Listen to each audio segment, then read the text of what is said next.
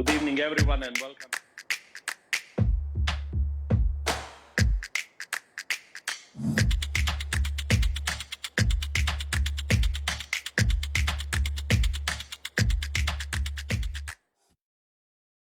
Good evening, everyone, and welcome to another edition of Talking Dogs with Ante. We had quite a crazy startup today, but luckily we are not late. Almost we were late because of me this time, because the more split shows are coming near, more crazy I am, and I'm crazy enough without that, so you can imagine. Anyhow, what I wanted to tell you is that we had a very nice interview last week with Enjo Sampaio, and we were connecting from Croatia via Beltran and Spain to Brazil. This year we are doing the same, but we are going to the UK to two ladies that I suppose many of you know. Normally I would say my guests will be happy when they see that there are many viewers, but I think that these two will not be so happy at the moment to know that there are many viewers from all around the world because they are a little bit nervous, but I told them after 5 minutes everything will be fine. What I want to say before we start our talk is, of course, to thank once again our sponsor, that's Eukanuba and DJD Zagreb. And they're already with us for 7 months. And I want to tell you just few short words about Eukanuba. Eukanuba started as EAMS at 1946 and cares for our pets ever since. Nutritional philosophy of Eukanuba is that dogs and cats evolved from carnivores and should be fed accordingly. Eukanuba's knowledge and respect for the different nutritional needs dogs have at each life stage has led to partnership with breeders and vets and their key organizations. We are partners with many European kennel federations, and we are also working in partnership with several highly recognized and trusted canine organizations such as the Federation Chinologique Internationale or the FCI. We also cooperate with institutions such as military, police, guide dogs, search and rescue dogs, and many more. A lot of our loyal partners are world-famous dog breeders whose dogs have great results on world prestigious dog shows. At Eukanuba, we are also pet owners and pet lovers. We know that both the reliability and safety of Eukanuba products are very important, and we've dedicated decades to assuring our products are of the highest quality, starting with the ingredients. So now when we said few words about Eukanuba, I want to tell you that almost 100 of you which are watching already and others who are going to join, please, if you are enjoying our interview, make a photo of your screen and share it in your Instagram story, tag me and use hashtag Talking Dogs with Ante. As you know, always after the interview, I love to see your stories and I like to share them. And anyhow, when you share it, more people can join while we are live. So finally, it's the time to introduce my guests. You don't see them, you didn't see them before on the screen. I see them all the time. They look a little bit nervous, but there is also a little bit of smile. My guests tonight, as you know, are Diana Spavin and Melanie Raymond from the UK of famous Dialane Beagles and now Australian Shepherds. So good evening, ladies, and welcome to Talking Dogs with Ante. Are you nervous or you are going to be okay? We'll see. We'll see what the questions are like first. Can I say no comment? Yeah, well, you know, in this thing and in many other things in life, it's important to be a good actor and to lie a little bit, you know. So even if you don't feel comfortable, you just, pretend everything is perfect and we are going to be fine. Anyhow, there is, if you want that I put a little bit more pressure on you, and I'm sure you don't, but I still will. Before you both opened your mouth, we have already 42 comments from people from people from all around the world. Let me just check on some. Patricia is saying good evening to all from South Africa. Buta is watching from Georgia. Monica from Poland. Andrew Brace is saying how proud Marion would be to see this. I hope she's watching. Nicola is watching from the UK. Let me see. Bruce from South Africa. Juha Kares is watching. Gary is watching from Germany. Soley from Iceland. Like people from all around the world, as usual. I as I said to my guest a little bit earlier, I'm starting to be quite deaf and quite blind. So with all this sun on my terrace, it's quite difficult to read all these comments. I see Tana Grecha is watching, and Jet Chua from the Philippines. So many people that you know and many people that you don't know, but people who want to know something more about your story. Anyhow, let's start with something easy, which is going to help you to relax a little bit, and that's always the same first question. Well, we can start with you, Diana. How much you are so happy about that? How much did your life change in the last year and a half? How did you had this life of a normal dog person, traveling around, judging, showing, and then in one moment everything stopped and puff, we are all at home. How did you deal with that? I enjoyed it, I have to say. It was lovely. There was no phone ringing, no customers to deal with. So it was quite relaxing, really. I think I was quite sad when it's finished. Okay, that's the first one who said like that, but okay. No, What about you? What about you, Melanie? I don't think that you have been so happy to stay at home all the time. No, it was nice to start with because 2000. What year was it? 2000 and what are we on now? 21. Yeah, it was a busy year with Mark, and he was top dog, and we were going everywhere. So I have to say it was quite nice to have a break.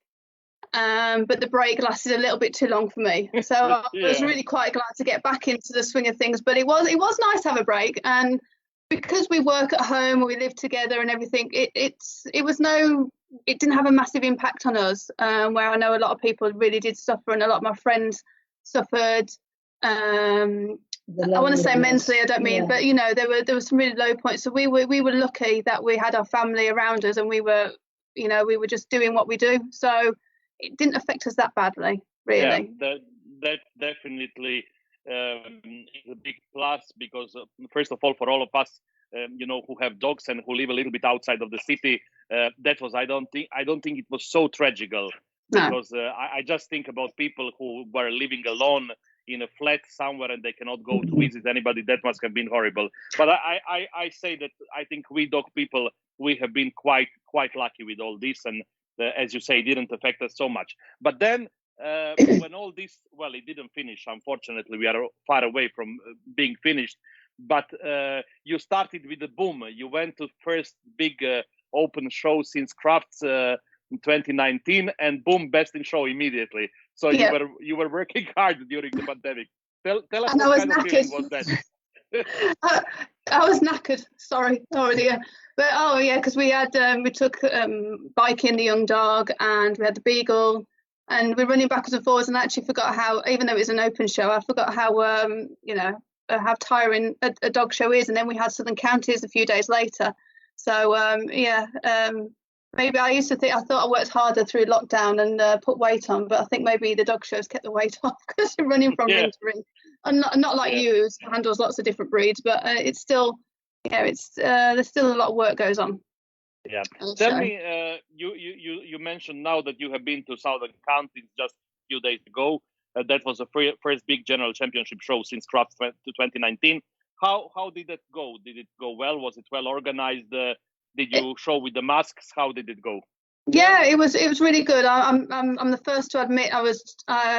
And people that know me know I'm a nightmare when I go to a show. I like to know when I'm in the ring, where I'm going to be. So the thought of having no benches and having to set up a tent and possibly, well, I've been to Split. I know what it's like when we all get to the front of the queue to try and get in and then set your tents up. So I was quite worried about doing all that. And I thought, oh, no, I can't cope with all this. But luckily, our friend stayed over. So she actually did put the tent up the night before. So we were lucky on that. But it went really well. They did a great job, Southern Counties, and to put on, and there was loads of space, and it was really relaxed. And I think it was a nice way to get back into dog shows. So I think hats off to Southern Counties for pulling off a show like that. They did a good job. Yeah, I was thinking when all this started and when the first show came. After a long period of waiting, we didn't wait so long as you, but I was thinking people in a way will be very happy to be back, but somehow I think people were more nervous and more crazy with coming back, and everybody was putting so much pressure on themselves, like, oh, we must win, it must go. Was it relaxed there, or you could feel a little bit of this pressure? No, I was more. relaxed, It was wasn't relaxed. Yeah, I was more yeah. worried about going to Cheshire because I'd not been, and I wanted to get my puppies out. You know, so all the dogs that I showed, except for Peter at Southern Counties, he went as like a support really for them. So I was worried what they were going to be like because I've not been anywhere, and everybody's in the same boat, so it's not just me. But they showed really well, so that was kind of, so I felt more relaxed going to Southern Counties because I knew that they had coped fine at Cheshire. So yeah, it was great. But the funny thing is, and I said this to a few friends, we haven't seen each other for 15 months, and yet it felt like it was last week. It was really surreal how you just went straight back into it, and although you haven't seen anybody, you just same old. It was, yeah. Even the moaning was the same. You're moaning. No, not my moaning this time. No, so it was really nice. I'm glad to be back. Okay, it was my connection, so I didn't hear what Diana said because she was moaning. It's No, fine. she She was wasn't. moaning. She was moaning. No, I said even the moaning was the same. That it hadn't changed. Oh, okay. People complaining. Well, I suppose, yeah, that's true. But it's the only thing that I find a little bit weird when we started again was, you know, as you said, there were people that you usually were meeting weekend after weekend, and then suddenly you don't meet them for 10 months. And then you come there, and then you think like, should I give you a hug, or I should not give you a hug, or we could, you know, just that's or an elbow bump, you know, it's one of those. Yeah, you don't want to be impolite, but still you would like to be friendly. So I don't know. Yeah, it was a bit strange, but anyhow, okay. There are a lot of comments coming, obviously, and I'm trying to catch some of them. Adrian Barron is saying, watching on a 50-inch TV. Hope Mel has her lippy on. I don't know what that means, but I'm sure you. I'm sure you will know. Claire Millward is saying, looking gorgeous, ladies. Let me see. Isabel is saying, finally Wednesday again. Let me see. Anastasia is saying she's watching from Serbia.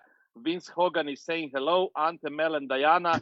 Seem to have seen you a lot just lately. Great wit and Cheshire show and Southern Counties. Well done and welcome back. So anyhow, a lot of people are watching and a lot of people that you know. So we can start now a little bit with the serious. Serious thing. No. Obviously, I have prepared a little bit more questions about beagles and Australian shepherds. But before we start with that, I know that you have been quite successful also with Tibetan Terriers. So that will be a question for you, Diana, to tell us how did the story with the Titis start and how did it go, and do you still have some of them? Just tell us a little bit shortly your Titi story. I got into Tibetan Terriers mainly because Mum was showing the beagles, and when I started to show the beagles and win, I was never sure whether my beagle won or the fact that it was me and Mum.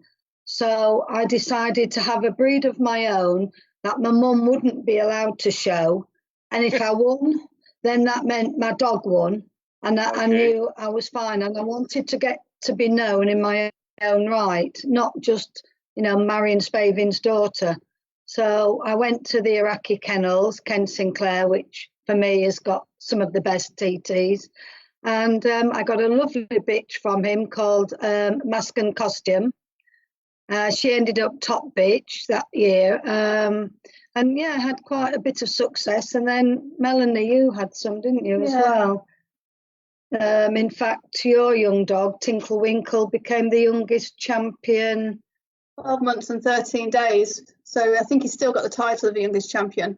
He took it off Paul Stanton, I think, with Cavradossi, I think from 1973, I think. And that was, I think, 13 months and a few days. So that was that. We've had Cocker Spaniel champions. Oh, sorry. Don't jump in the gun. It's my age, I forget where I am. Anyhow, tell me, you don't have any more any Tibetan Terriers? No, not now. Too hard. Hats off to people with Tibetan Terriers, especially with the white coats. Grandma would insist that it was cruel that they couldn't go out in the field in the rain. And she would forever let them out. So I'd bath them and spend hours bathing them and everything. And next minute I'd turn around and there's the dog in the field covered in mud. It's fine. And I was like, and Ken Sinclair, I used to say to Ken, please tell Grandma they can't go out in the rain. Oh yeah, I'll tell him. Next minute Ken's going, no, it's fine, Marion, it's fine, they can go out in the rain. So she's going, Ken tells me it's fine, they can go out in the rain. I'm like, Ken, you're not helping me here. So they went. Okay, so yeah, it was actually the code problem that has finished the story. At the yeah, end. yeah, it was. They were hard to keep on with Grandma. They were hard to. There was a lot of arguments, so we decided that it was time that they went. So our last one was Iraqi Tinkle Winkle, which John Shaw actually bought after Fabulous Willie went best in show at Crufts, and he went over to America and became an American champion. Then came back and went into a pet home. So that was he was the last one. He was a lovely dog, wasn't he? He was our last one. Yeah. They're a lovely breed. I just love them. Or maybe during the years, Diana realized that she was winning because she had good dogs, not only because whose daughter she was. So she said, okay, I don't need teeth anymore. It's fine. Yeah. Anyhow, I obviously I had a chat last night with Andrew Brace because I didn't want to have something wrong. He told me also, Melanie, that you did great for some time showing miniature schnauzers. Yeah, I had. Well, we had minis for a while. In fact, it was down to Barry Day that I actually got involved in the dogs really again. I never did junior handling. I was more horsey, and I used to work in the kennels a lot. So when there was the shows, I was kennel maid from an early age. So Barry let me show the mini schnauzers really, and I had a couple. There was Rise Park firm favourite, and then I had a dog called Hideki, who's that guy at Rise Park, who ended up top utility. I'm sorry, I can't remember the year it was, but I won a group with him. He then went on to America and got his title, and he wasn't cropped, so that was quite a thing to win over with natural ears. Yeah. He came back. He became an international champion as well. He was a lovely dog. Yeah. And I bred a champion. I bred a champion called Snaffle, Dialing Snaffle. She got her third ticket at Crufts. So. Yeah, I was in fact. Sorry. Yeah. So when we mentioned the Tibetan Terriers, we mentioned the miniature schnauzers. Was it obviously Beagles and Australian Shepherds. Was it some other breeds that you have been involved with during the years? Cocker Spaniels. Like to mention. Cockers. We made two champions up in the Cockers. One was Dawn Chorus. And then we made her up, we mated her, and then she went off to as a pet home. But she also produced one called Senator, Dialing Senator Salabar. I think he produced 7 champions, and then went off to a lad called Malcolm Roberts. So yeah, we did all right with them, but they were again hard work. Okay, so we had Cavaliers, but we didn't really show them a lot because we show in the same time as the Beagles, and Cavaliers was like 40 or 50 in a class, so we didn't get time to show both breeds because they used to clash. So we just bred them because we liked them, just a couple of litters or so. So I think that's it, really, isn't it? Okay. Yeah. That's it. Okay, then let's go to Beagles. I was thinking, let's do it this way. I'm going to ask all the Beagle questions more or less to Diana, and then Mel, you are going to continue on there, so I don't need to say all the time Diana, Mel, Diana, and then all the questions about Australian Shepherds will be for you, Melanie, and then Diana can add something if she thinks there is something that needs to be added. I want to go back now, Diana, first actually to the start of the dial-in story. I read on your website that Dial-in Beagles were founded in the 1950s, obviously by your mother. Let's start with the kennel name. Where did the kennel name come from? That was my sister and myself, Dia for Diana and Lynn for Marilyn, my sister. So that's where we got the name from. Yeah. And I've got a brother, Derek. But I think he was just a twinkle in my dad's eye then. He was not a part of the name. No, he wasn't born then. Okay, so that was the reason. There is a reason. Yeah. Wonderful. I want to ask you, first of all, obviously, how did the story start? I know, and I mean, we are all aware of the fact that everybody, whoever met your mother, has always been incredibly impressed by her, and she was loved by so many people. How did she get involved with the Beagles? How did this story start? Was it her family that had dogs before, or she was the first one? How did it all start? Her father, my grandfather, so that was her father-in-law, used to show cockers, and so she started with Cocker Spaniels, but then when she had 3 children, they were too hard work, so she bought a Sheltie, but the Sheltie wouldn't eat, so somebody said, you should get a Beagle, that they eat anything, and that will, encourage the Sheltie, though.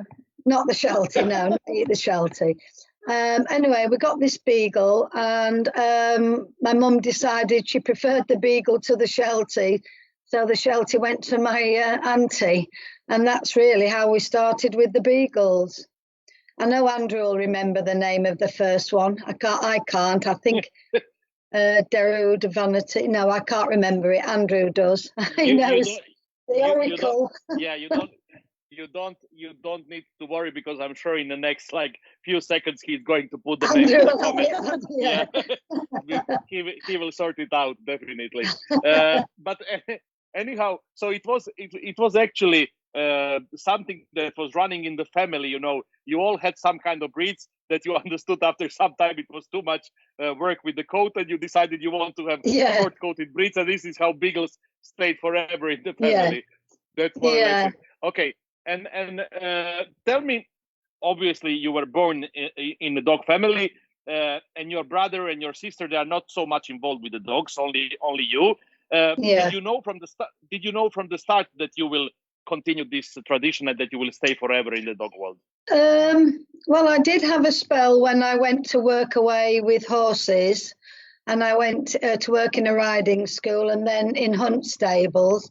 And then my mum and dad split up, so I came home, and then it just, I just stayed at home then. She used to go off to the shows, and I stayed at home and looked after the dogs. I think I was about 13 when I whelped my first bitch. She started early while Mum was away at a show. And of course, we had no mobile phones in them days, so I just had to get on with it. Yeah. So I was panicking a bit, but I managed and everything went okay. So, so from then on, I just thought, I like the dogs and I like the Beagles. So the horses, I still like the horses, and I did have a horse later as well. And later, but I came home really because of Mum. I didn't want her being on her own. Yeah. So and just to help you with the foundation bitch, obviously Andrew has immediately right. He said it was Deravuda Vanity, if I pronounce it right. I did say that, Deravuda Vanity. Oh, I was right. Yeah, and then Ernesto Cobo added that came from Fred Watson. Yeah, so that's correct. Yeah. That'll be Darren. That'll be Darren. Darren Fellas. Yeah. Okay. There is a comment from Andy Horwood. No. Oh no. Andy. There is something there is something about Melanie shaving her head or something like that. Well, sorry, Mel.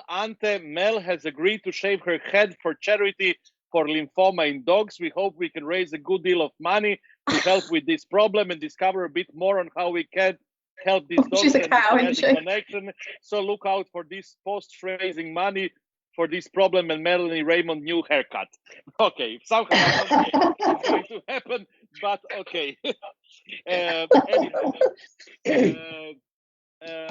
I want to ask you one question. I have not had a lot of connection with beagles, but I had some connection in my beagles. And you said Tibetan Terriers were a lot of work and Cockers were a lot of work. Aren't beagles a lot of work because they are very? I think they are very energetic dogs. They eat whatever they find. I don't see them really as easy dogs, except on the fact that they have short hair. That's quite true, actually. You're right there. They are pretty stubborn. Although we have a young bitch now that we take over the fields at the back of where we are. We can go for miles, and whether it's because she's been going out with the Aussies, but she'll off lead and she's brilliant. But yeah, most of the time you have to keep them on a lead. Yeah, because I remember when I had the interview with Gavin Robertson, he said like, my wife absolutely hates beagles. She cannot stand them. So he was explaining a bit that they're not so easy. But anyhow, okay, Diana, my first question about beagles for you is if you would need to explain to somebody who is not so much involved with the breed how a perfect beagle should look like, what are the main characteristics of the breed, how would you explain it? Well, first of all, for me, the heads are very important. You've got to live with the dog and you've got to look at the dog every day. So if it's got an ugly head, I just can't get really past the head. They should have a nice, soft expression. You want a happy temperament with and they are a nice, moderate dog. So you don't want anything overdone. You want good top lines. I don't know do you mean the breed standard or do you mean no just let's say in your opinion, what are the most important breed characteristics? Well, good front and feet. I've got a thing about feet, so they must have good feet, good bone. They want to be compact with good spring of rib. Not over-angulated, but they shouldn't be straight. A level top line with a good tail set, and they should be sound-moving dogs with plenty of muscle because they are a hound. They're still a working dog, so they should be fit for function. Yeah. Tell me, Diana. Smart, clean outline. Okay. Tell me, Diana. You have been showing beagles for many years. You have been judging them all around the world. When you think about beagles of today, what do you think that maybe today is the biggest problem of the breed? Ugly heads, I think. There is some ugly heads, although we're not too bad in this country, are we, really, Mel? Would you say? No, I don't think so. It goes in fads. Sometimes, we get them a bit too big. I think movement we have to watch, and there is a lot of upright shoulders. I think that's one of my biggest pet hates is upright shoulders, and a lot of people can't see it. They don't really understand, what a return of upper arm is, and and I think if a dog looks right, it'll move right most of the time. Sometimes they surprise you. But I think mainly they're not a bad breed. I don't know. I think it's difficult because when you we haven't seen them for 15 months. So, but like in America, they have the wickets with the 13 and 15 inch. And I remember going to the nationals and thinking, oh, am I going to like these? And I was pleasantly surprised. And I think with having a measure, because we're maximum desired height of 16 inch, which is the same in Europe, isn't it, as well, in most places. So you know, when you start getting the higher, you're getting longer. Whereas in America, you know, you've got a lot of chocolate box. They all look, you have to judge them more because they all look the same because of having the wicket. So I'm not against the wicket. I think maybe it should be at 16-inch because that's the size. But you appreciate that in this country they were bred for different terrain, so that's why you get the, you know, the size, such a size difference because of where they were working. But you know, I think it's having the wicket has made them much more unified than what we have in this country. That's my thought. Audrey is saying, so happy that you mentioned the soft expression. This is something that is being lost.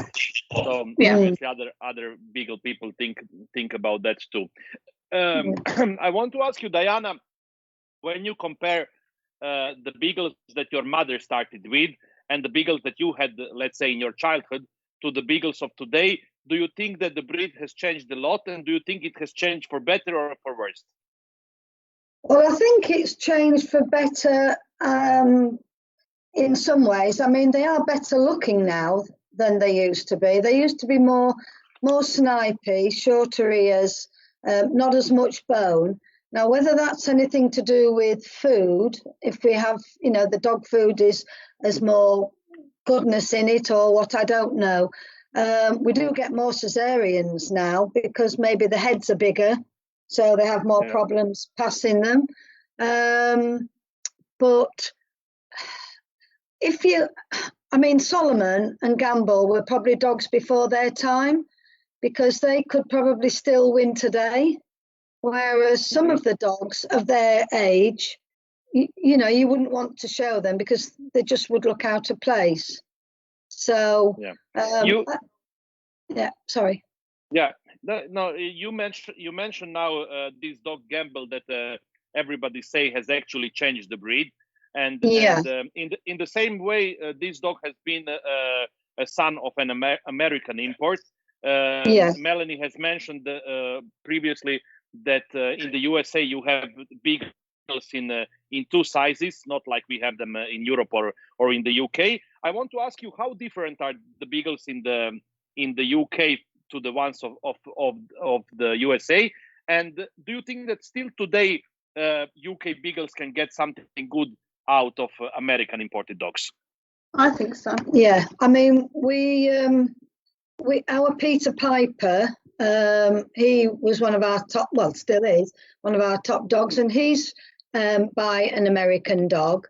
I think in America, they've given us something that we were lacking ourselves. We needed, because we had nowhere really much to go, because everything was dial in, we didn't have a very big sort of gene pool we could use. That's why we were looking for dogs abroad, and some friends of ours. Well, to be fair, Steve and the early boys brought in this dog, the Milrock dog, and we used him before. I didn't even look at him. I know, you know, but we thought we need to use something different, and I never even saw the dog. I saw his pedigree. I like the pedigree, and we just thought, you know what, let's just try it. We're fortunate because we've got a kennel, so we're fortunate we can breed dogs, and if they don't turn out, we can pet home them all. You know, some people aren't fortunate and don't have the room to be able to do such things, that they have to be much more maybe look at the pedigrees and study things, where we can just get away with it. If it doesn't work, it doesn't work. It's no problem. You can sell them. So we use this dog, and we've used him a couple of times, haven't we? And it's been very beneficial in lots of ways to the breed in this country, I think. Giving good quarters, good top lines. There's things that they give that you don't like, but we've I think the heads are stronger in America, which in some lines. So the dial-ins, we've got nice heads anyway, so we can carry it on. Yeah. So, but we did need to have better feet. And they have really given us good feet, good bone, good top lines, and some good bender stifles. So for us personally, they've really helped us. The Eardley boys bringing this Milrock dog in, it's helped us. But now we need to go back out again and into our own dial-in lines again now. But when you compare these American dogs to the dogs that you have, or that the dogs that are winning a lot in the UK. Do you think that, let's say, a top winning dog at the moment in the UK could do well in the USA or not? Or I think so. If it was 15 inches or under, yes, but obviously it would have to be under the measure, because there's a few English dogs that have gone over to American and titled.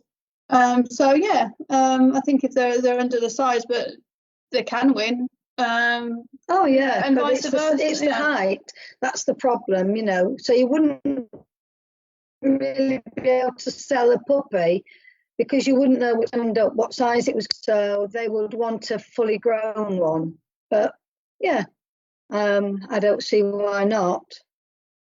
Yeah, but tell me, just I didn't write that as a question, but it now comes to my mind. Why do they have beagles in two sizes in the States? I actually don't know. I don't know. Andrew might know, but I don't know. How did that happen? And I don't know, because we used to have in this country, we did used to have the pocket beagle, and they were vile. They used to just breed from the runts of the litter just to keep the size down, and they ended up looking more like Chihuahua heads. And they used to have classes for under 13 inch, or was it under? I can't remember what it was, unless it was under 14 inch, but they looked horrible.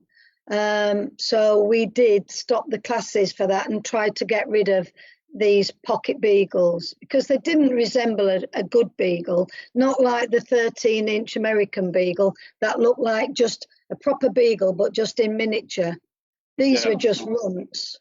And if somebody would phone you, for example, Diana from the Kennel Club, and say, okay, Diana, do you think that in the UK we should have beagles in two sizes like they have them in the States? Would you say yes or no?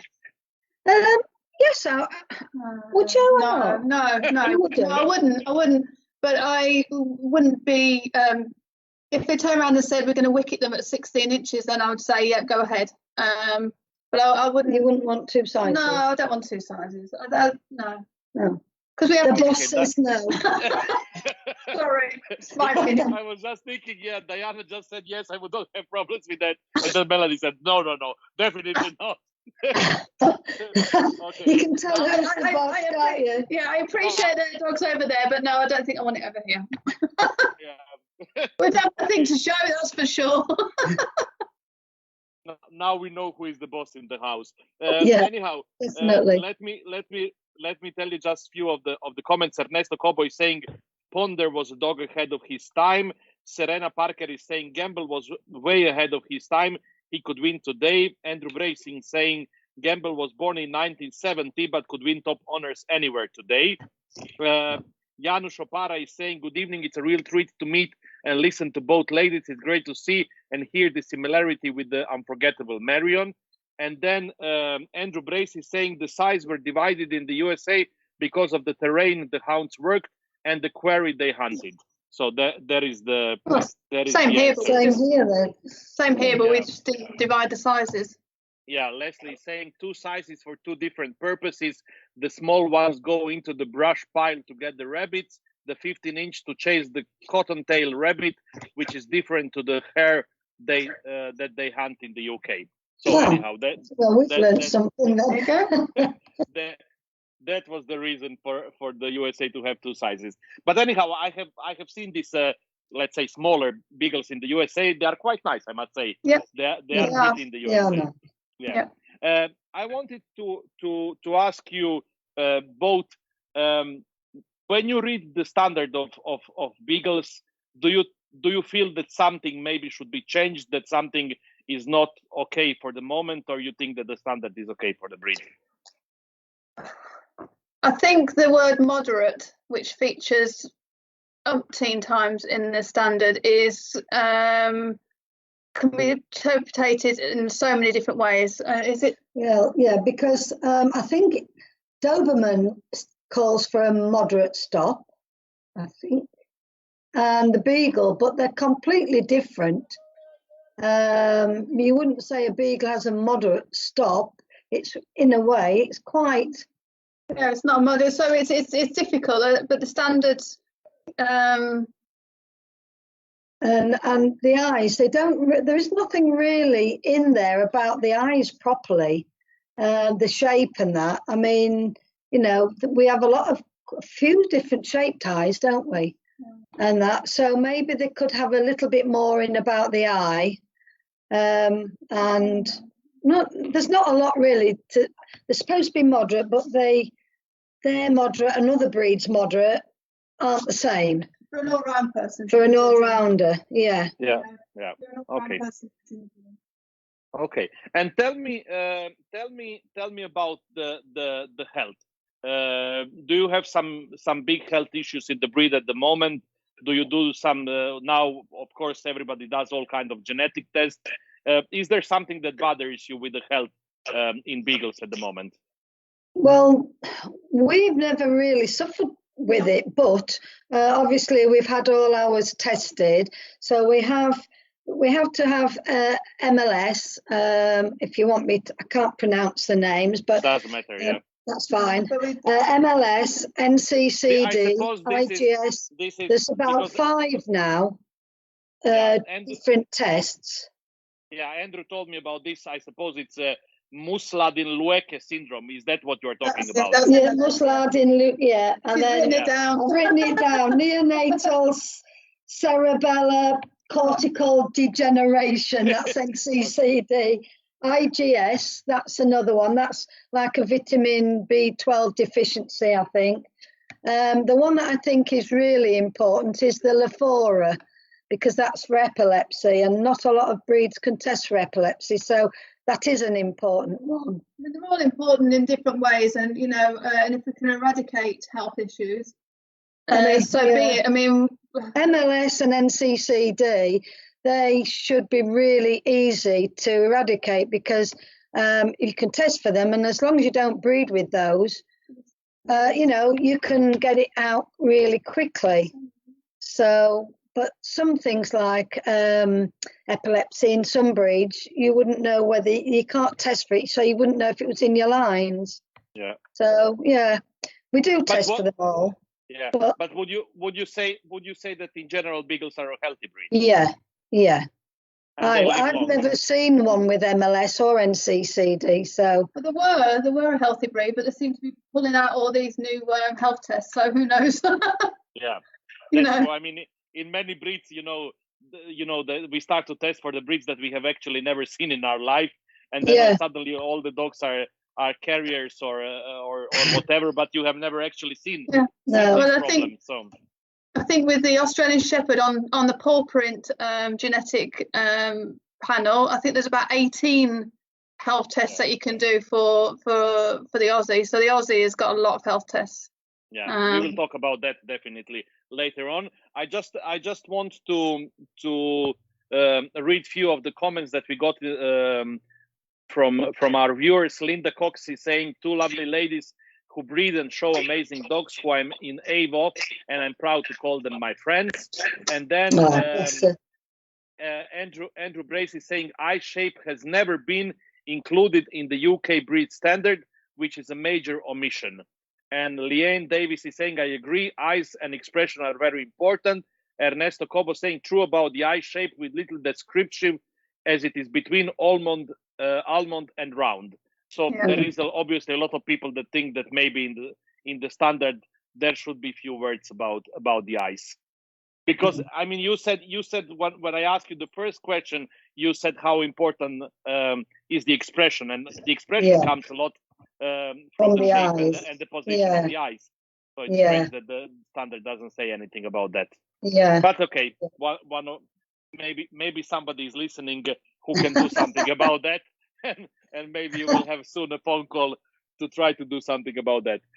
Let's talk now a little bit about Aussies. Melanie, how did that story start? Why did you start with the Australian Shepherds?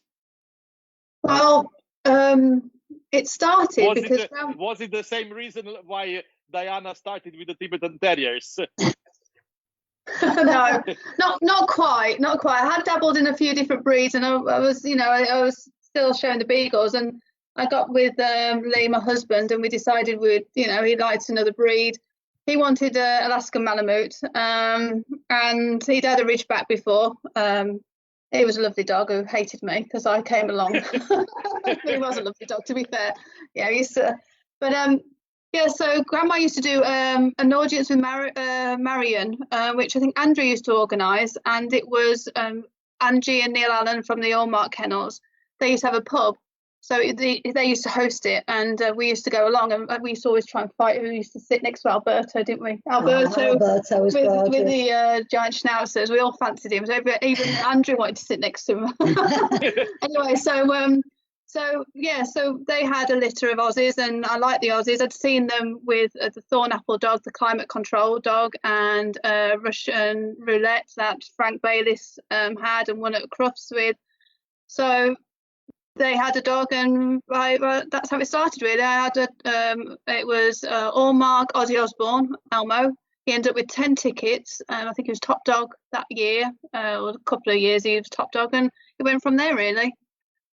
So yeah, I never turned back. Yeah, wonderful. Tell me, the obviously the Aussies are starting to be very popular today, and obviously there are many dogs on the dog shows. If you would need the same, like I asked Diane about the Beagles, to say, let's say, a few most important features of the breed, what would you say that when you look to an Aussie, what is important that you see in him? Right. Okay. So they're actually a moderate breed, but they need to be not too overdone. You get a lot which are heavy coated, overdone, big bones. They shouldn't be. They should be moderate. They should be light on the feet. They need to be able to turn on a sixpence. So they should have good strong top lines, no rolling. Again, I'm a head person as well. It's not everything on a dog, but you like a nice expression. You don't want big round eyes, and they have quite a lot in there about the eye shape and the Australian Shepherd.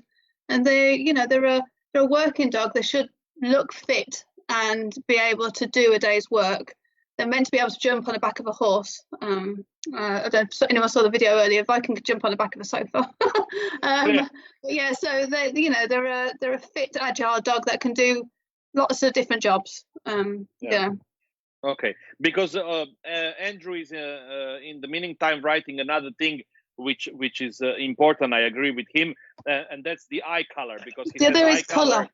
Yeah, he says eye color is also important. A mid-brown eye gives a soft expression, whereas a very dark, almost black eye will create rather hard expression. So yeah. That's probably about Beagles still. The other thing with the Australian Shepherd, which is quite unique, is obviously the colours. So we have the 4 colours, but we have 16 variations of those colours, and plus we have byes and solids and everything. So that's quite a unique thing about the Australian Shepherd, is their colours. Yeah. And when you are obviously showing a lot Aussies at the moment, and you have been also in the States showing. When you look at the breed in general, what do you think at the moment is the biggest problem of the breed? I'm pleased he asked you that question, not me. I don't really know how to answer this question. We say no comment. Technical error. Well, no, come on. I think it's like lots of breeds. I mean, we're a new breed in this country, relatively new breed, really, in this country, and there's a lot of new owners. When they first became popular in this breed, and we didn't have the tails, and they were more popular, and some of those older breeders have stopped breeding now, or getting older and not carrying on. The tails was a big problem, because for me that makes the breed unique. So we lost a lot of people that wanted to show them, because the tails became, and we had to have the tails, and also tail carriage with a lot of the tail. You've got to get the tail carriage right, and a lot of people forgot about breeding for the tail carriage. They should have a slightly sloping croup, but a lot of people like to see a nice level top line. That's not correct, but it looks more aesthetically pleasing. So we're breeding away the sloping croup, which would give you a nice tail carriage. So they need to start getting these tails up over the backs. So that kind of, did away. And then all-round judges and that don't very often put up tails. You know, so it's. But that's in general a big problem in many breeds. You know, we were used to see the bobtails, for example, without tails. That's the worst one. Yeah, and I think like when you see a bobtail, especially groomed in that way, and then this tail which is coming, I know. It's vile. It's completely changing the picture of the breed. A bit harsh to be for bobtail owners. You can't turn around and say it's vile, but it is.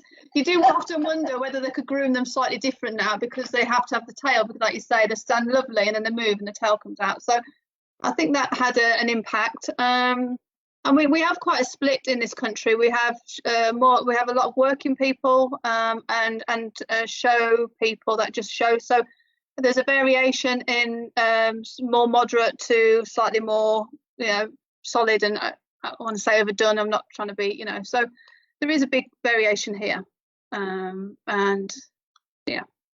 Yeah. So, and I want to ask you the same what we were talking a little bit about beagles. The FCI has recently provisionally recognized these miniature American Shepherds, which are actually small Aussies. What do you think about these? Initially, I didn't like them because when I've seen too many with almost 2-hour heads, these apple heads with huge ears, and but of recent times they opened up the register in America to allow, because the standards exactly the same as the Aussie, so they opened up the register for smaller. Under I think it's 19 inches, but don't quote me. So they could go onto the mass register and start. So I think that's had a real injection into much more quality dogs.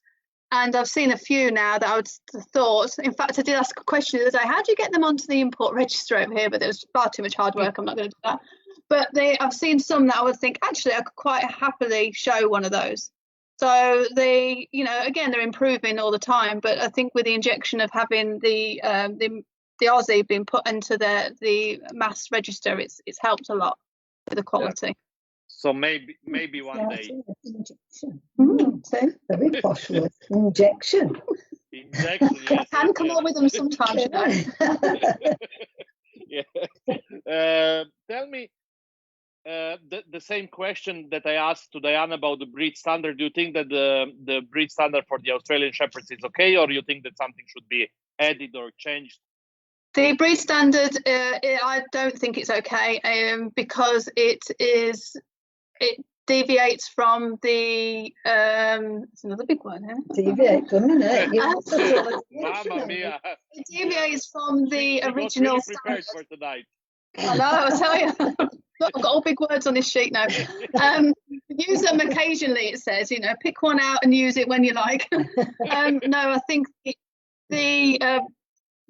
we don't have the same breed standards as the American breed standard, and we've tried in the past. I know Jane Holligan has tried in the past with the other club, Ascot, to get it changed and have the same standard as it is in America, which I think it should be. At the end of the day, they're the parent country, and we should have the same standard.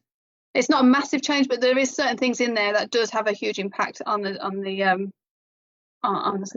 quality is not great anymore. But it's not that; it's the standard's different. So we should have the same standard. It was taken out. I think we was told it was taken out because it needs to be more compact. So there were certain words taken out, which has had an effect. But you say the standard is different in the UK and in the USA. But okay, I'm not an expert, but to me they look quite the same. The top winning dogs in the States and top winning dogs in the UK. Yeah. But if you speak to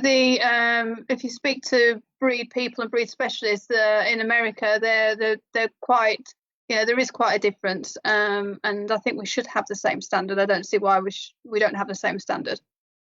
It'd make it a lot easier across the board if all standards were the same in that sense. But this is funny when you say, because for example you have this situation in the Aussies that the standard is different and the breed actually in both countries looks very, very similar.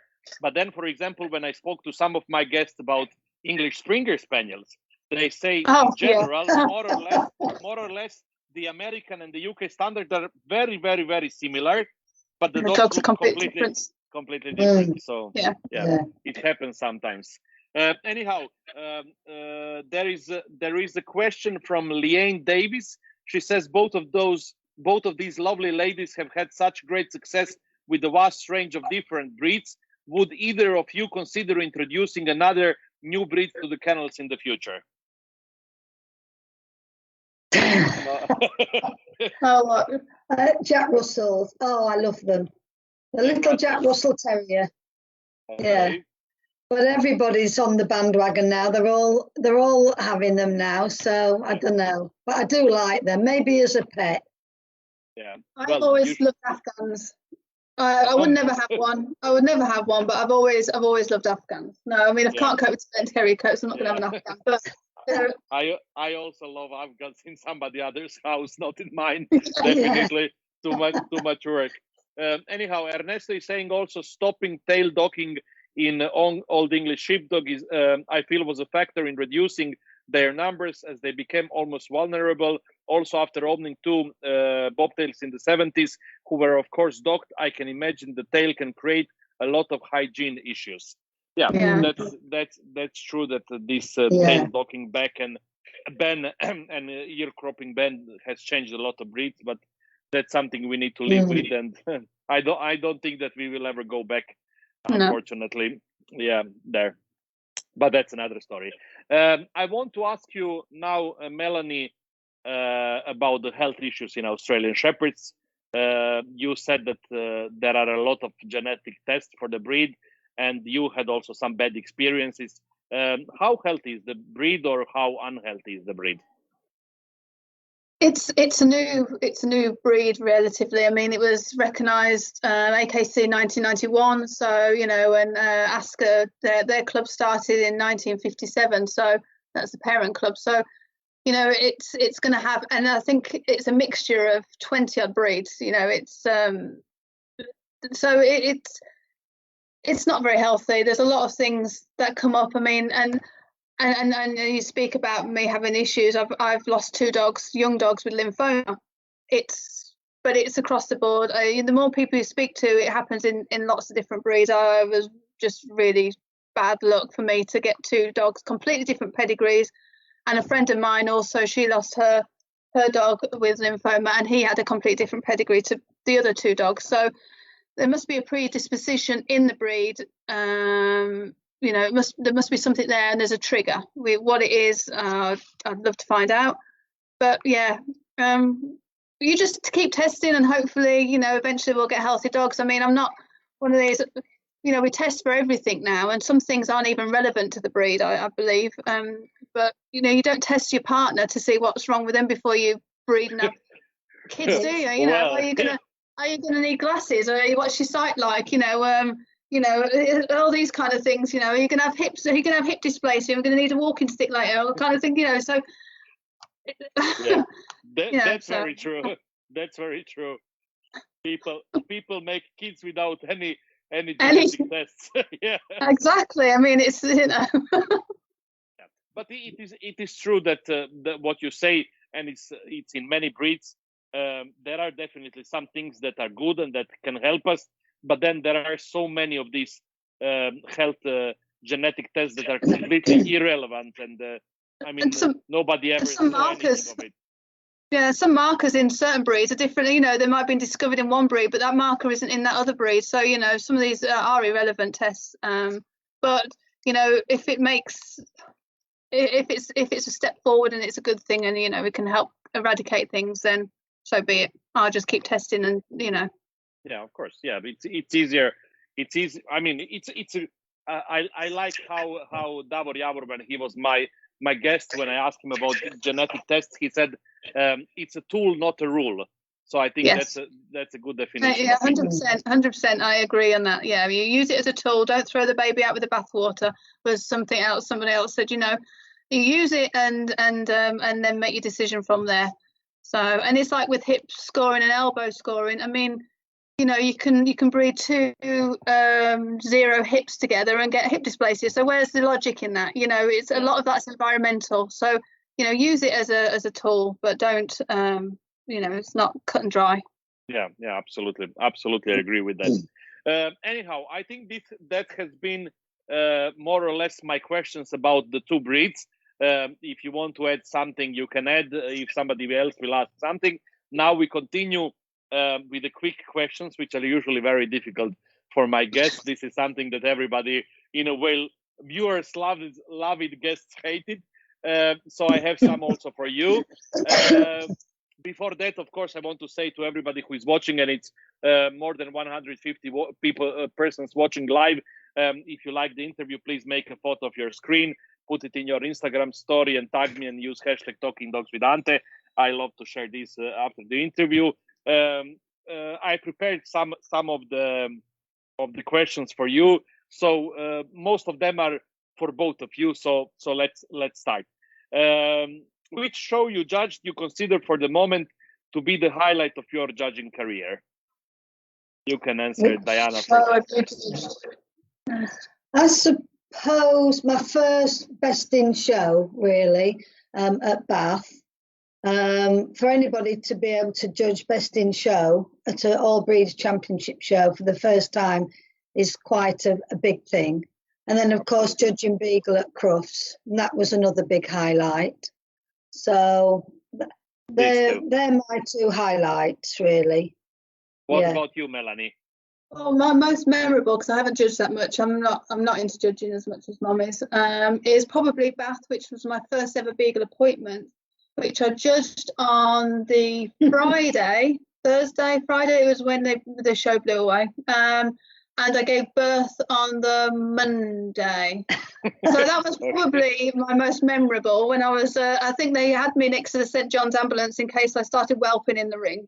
And Mum had to do it. And they gave me greyhounds, which was a numerically small breed, just in case I had to take over if she couldn't finish off. Wonderful. Well, that's for sure something that you will... Tanya Grisha was here the night that my waters broke. We were sat having a meal, and I felt a pop, and my waters broke. So Tan was here for that moment, weren't you, Tan? Okay, so that's more worried than you. I know. Yeah. If we put aside Crafts, which is obviously one of the most favorite shows for all the people, which one would be your favorite UK show? For me, it's got to be Blackpool. I love Blackpool. Okay. For me, they're a really friendly crowd, and I just get on with them. And everybody has their favourites. A lot of people say Windsor. It's a nice show, but Blackpool's definitely my favourite show. What about you, Mel? Oh, I don't know really. I do like Windsor. I like camping there. I like Welsh Kennel as well. That's a good atmosphere. Yeah, it's about the atmosphere, really, isn't it? And and we camp, and we've had so many fun times over there. I mean, even Border Union. It's not about the shows; it's about the people that you're with that make the shows, really. And we've had some amazing times over the years. We've got up to all sorts of things that can't repeat on here. But yeah, we've had some great times. So it's the memories that people make, not so much the shows, I think. Yeah, absolutely. Okay, Diana, what would be your favorite Beagle of all times, not bred or owned by you? See, I've got one. Not bred or owned by. Yeah, it can be a dog that you have only seen on the photo, or something from the past, or whatever. Do you want me to go first? I know mine. Can you ask Andrew to tell me? I'm sure that I have asked him the same when he was my guest, but I don't remember what he answered. Anyhow, Melanie, do you know which one would it be for you? Yes, I haven't judged her. Diana can say I agree. Think about it. I haven't judged her, and I'm probably going to pronounce his kennel name wrong. Punkotsi Treasure in the Dust, Pixie Dust. She's a Beagle that I saw at the Nationals, and I would have took her home in a heartbeat. She was just so pretty, and it was funny because I said to him about bringing her home, Oleg, and he said, "Oh, she's only 14 inches," but because she was so nicely put together and she filled your eye, she didn't look small and didn't look like she wouldn't fit in. she probably wouldn't have fitted in when she got here. But yeah, and still today, I mean, you know, she was a beautiful bitch. I think probably one of the nicest bitches was Eleanor Bothwell had a lovely bitch called Foxy Lady. She was a really nice bitch. She was tan and white. She had a lovely head. Yeah, I think that was one of my nicest ones. Okay. I'm terrible on names. Terrible. Don't so worry. I have to think of one that I can remember the name. not a problem. Melanie, what would be the favorite Aussie of all times for you, not bred or owned by you? See, I haven't thought about that one. You see. It's not so easy, is it? Yeah, it's right now. You got stuck. And then you take it back. Now you get a mental block. Then you see. Oh, come on, clever devil. I can see. Yeah, but the problem is I can see it, but I can't remember her name. Show name, and this is terrible because a pet name was Vivian. Yeah.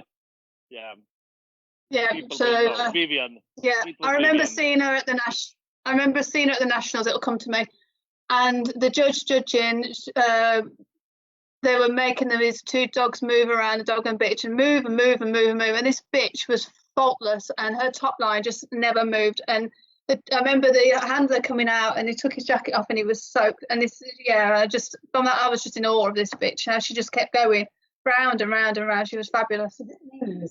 No, not a Vivian. No, it's a red tri bitch. Red tri bitch. Leslie Hills is saying we would all take pixie dust, and then Audrey is saying I have a photo of Foxy Lady on my wall that Eleanor gave to me. She was beautiful. So there are other people who love these dogs too. I want to ask you another difficult question, and it's the same question for both of you. What would you say is the best dog you ever bred? Best dog we ever bred. Well, it would be hard. We've had a few really good dogs. Gamble, Solomon. Yeah, best one. It's hard to say, really. I suppose it has to be Gamble. Augustus was beautiful. Tolliver was another beautiful dog. Stormaway. Oh no, we didn't breed him, so we can't say that one. For me, it would be Peter Piper. I know that's more recent, but for myself, I think he had the whole package. He was a handsome stallion of a dog, but he also was a show dog as well, and he had everything for me, and still does. I mean, you know, he's nearly 6. He got the ticket the other day, so you know. Yeah, and then of course Maximus, he was a lovely dog. Yeah. So it's hard to say really over the years because we've had some really good people males. People usually, you know, think about different things and they say it's difficult to say. Then I say at the end, okay, what was one dog that you would say it was your heart dog? One dog that was the closest to your heart. Doesn't matter if it was a big winner or whatever. Is that maybe easier question? That would probably be Stormaway. I loved him. He was a lovely dog. But you didn't breed him. No, I didn't breed him. You were so happy that you have on the floor. I bred him anyway. Now I can't remember. Oh, I don't know. Anyway. Ernesto Cobbo. Darren, who bred him? But Augustus was another lovely dog. Yeah, he was sweet-natured. We have also answered to your question, Melanie. Jane Holligan is saying that the full name of Vivian was Copper Regis. What's your dream? Yeah, that's it. Thanks, you Jane. Knew that, didn't you? I knew that, Jane. I was just testing you. Good one. Just seeing if you were awake, you lot. And there is a nice comment from James Cassim Rogerson saying, I've had the pleasure to judge Mel's Australian Shepherds just recently. Beautiful young male that I gave best of breed and best puppy in the breed. So a nice comment from a judge for you. Thank you, James. What's that from? James. Oh yeah. Another difficult question. What would why I hear myself so well there? I don't know. I have double sound now, but I don't know what it is. Anyhow, maybe Beltran was doing something. I want to ask you, what would be your favorite win with your own dogs? So one time that you were showing one dog of your own, and that you will never forget that win or that moment. That would be winning best of breed at Crufts with Gambit. Because he was Andrew's going to come in here because I beat him with Oliver. But yeah, and I think he was only 14 months old, and I got best of breed, and then got Group 4 with him. And yeah, I must say, 2 weeks earlier, the judge for the group, bless her, she gave me 2nd out of 2 and then gave me 4th in the group at Crufts. So, I mean, I wasn't expecting Surprise. it, so that was great. Yeah. You know, you go in there and you're not nervous because you're not going to win anything. And then she said, oh, he just looks a different dog. So I could show that it was the same dog, but that was a great win. Well, what about you, Melanie? I've been lucky because I've been lucky. I've had some really good wins over the years, so I can't really pick just one. Well, pick 2. Pick 2. All right, so pick Beagle and an Aussie. All right, so the Beagle would have to be winning Best in Show 3 in Leipzig at the World Dog Show. Under a hound specialist, and and just going there. I mean, we don't go to Europe very often. We pick special shows. Split was one on the list, and we'll definitely be back again because it was fabulous. We've done a few world shows now, and so we go with no anticipate. We go because we want to go and show the dogs and have some fun. But to come away with something is fabulous. And I remember winning the group, and in fact, that's probably the best moment was winning the group because, you know, you shortlist and it's great how in Europe they go in reverse order, and I'm standing there. I think there's 10 of us, and I've got Peter, and I'm looking down, and 4's gone, 3's gone, and there's me and there's Frosty, the snowman. I mean, that was amazing, Grant. And when he got called out second, I thought, shit, I might win this, you know. I won it, and it was just amazing. So that was one, and then I think the other one was actually winning Best of Breed with Mark at Crufts this last Crufts under Derek Smith, and you know it's that buzz that you get from Crufts.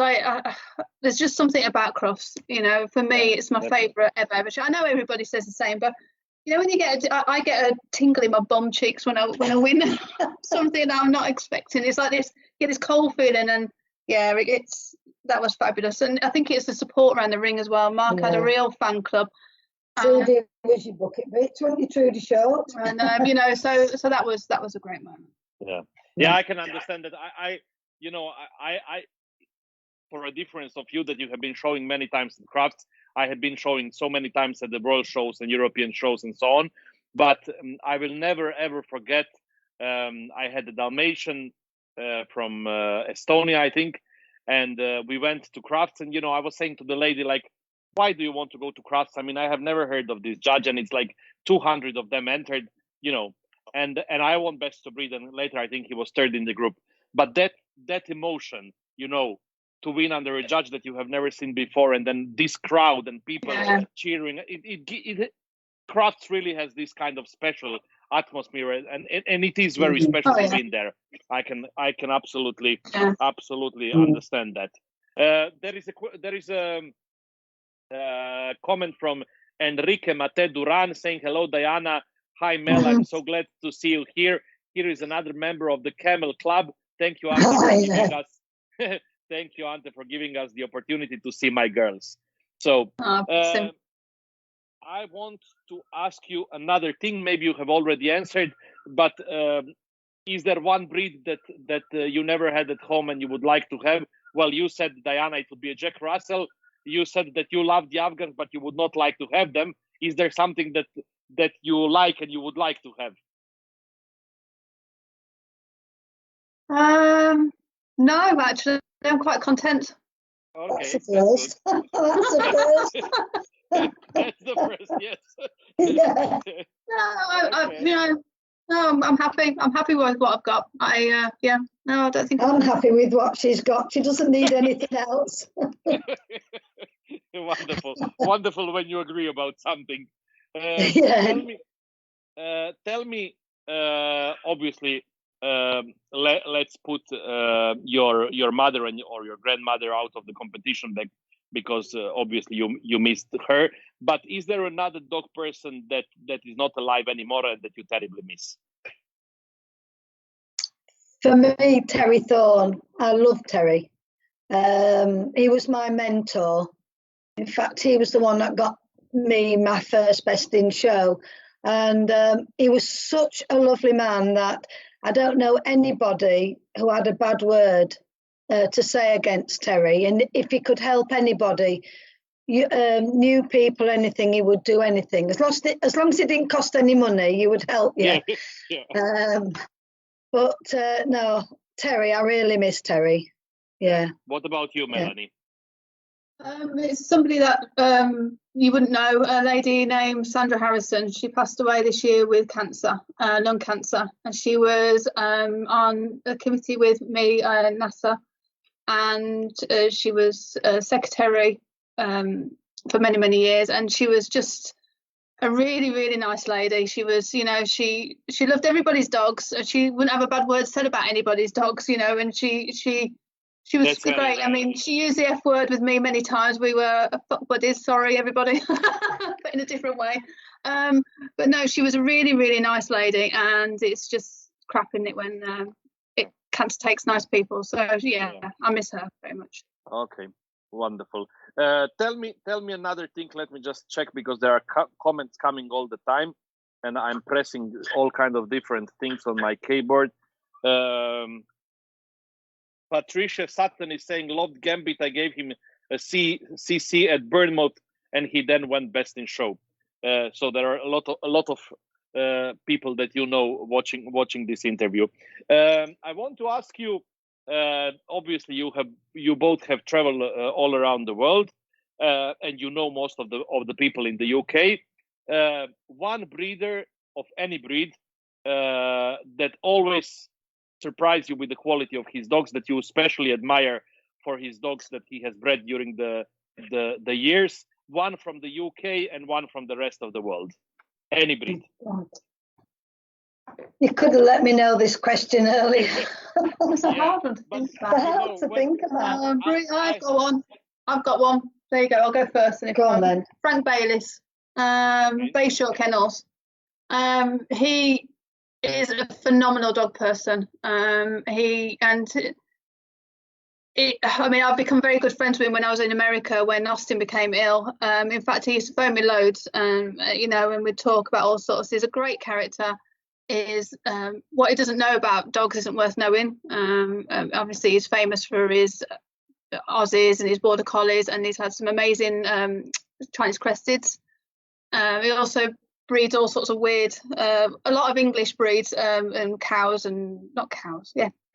cattle and sheep and that. But yeah, Frank Bayliss is an amazing guy. He's for me in this country. Look how happy is Diana to say, and in this country, like you answer first. In this country, I'm going to go with. I hope you're thinking while you're watching me. You're not thinking, are you? No. Well, there you go then. I'm going to go with a very, very close friend of mine. She's like family, and that's Anne Corbett. Anne Corbett is. Oh, I was going to say her. Somebody else now. No. On a serious note, Corbett is. I mean, she's a very small kennel. She lives in an estate. Well, I hope she doesn't mind me saying that, but she does. But she has to be very selective with what she does with her breeding. She hasn't got the look, to be able to have lots and lots of dogs, and she has to be very selective with her breeding. And she's bred numerous Best in Show winners in her Springer Spaniels, and I respect her her opinion. I ask her opinion on dogs and stuff like that. She's a very good dog person, so that would be Anne Corbett. Okay. And now your turn, Diana. Well, I think the ones abroad are my friends with the whippets and Jan Willem Akkerboom, and yeah, they've bred the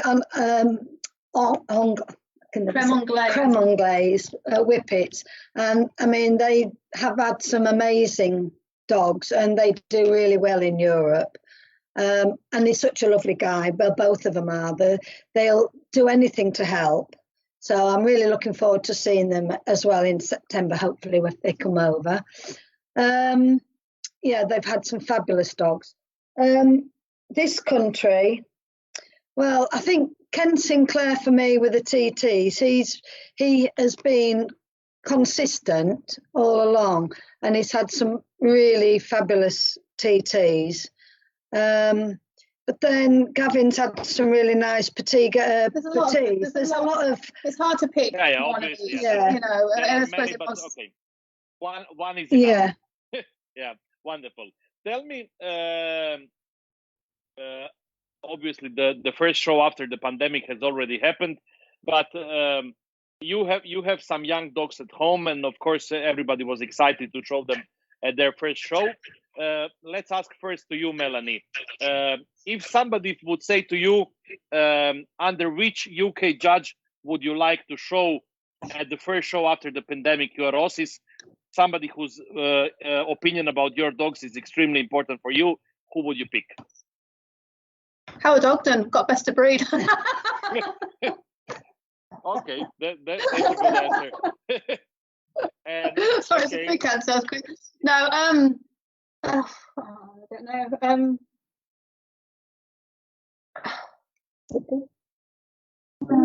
I don't know. Yeah, Albert White. I respect his opinion. Well, there's lots of people I respect the opinion, okay. But yeah, no. So it's a difficult one. We're very lucky. I think we've got some great judges in this country. Yeah. What about you, Diana? Whose opinion on Beagles is very important for you? I think one of the smaller breeders, he doesn't have a lot, but he's been always consistent, and I think he's got a really good eye for a dog, and that's David Craig with the Davricards. And you know, he's got a good eye, and I would always like if you know ask his opinion, and you know, and he's always shown good dogs. And wonderful. I think you have to have good dogs to be able to judge good dogs. Absolutely. Yeah. Okay, another question. Let's say hypothetically that you have, Melanie, I ask you first. You have, let's say, 3 litters of Australian Shepherds at home, and it's 3 big litters, and you need to pick up just one puppy, and you are not sure which one is the best puppy of the litter. Which 3 persons outside of UK you would ask to come and help you to choose the best puppy? They can be breeders or judges from any breed. Okay, so out of the UK. Out of the UK. So I'd ask Frank Bayliss. I love these questions. I love these questions because people need to think so much. I don't. So the problem is, I've got three people. I've got 3 people, but I then might end up having to keep 3 puppies. Okay. They might all choose different ones. Okay. 2 more. Oh, these are hard questions, Andrew. You didn't prepare us very well. Well. Oh. Really, I must say that I know for people these questions are very difficult, because I always think, what would I say if somebody asked me and I would not know the answer easily? But viewers love these questions because you don't want to offend anybody by not mentioning them, do you? No, nobody. So outside this country, I would ask the opinion of. I'm trying to stretch this out. a bit now.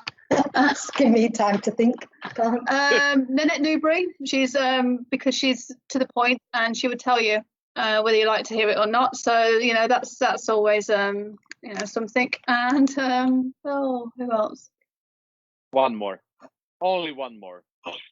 Only one Only more. one more. God, I can't even think of one, let alone three.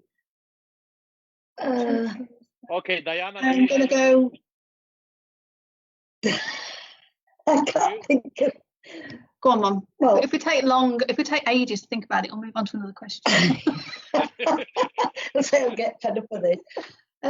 Well, William, again, I know he's not in beagles, but he's had beagles and shown them, and he's got a really good eye.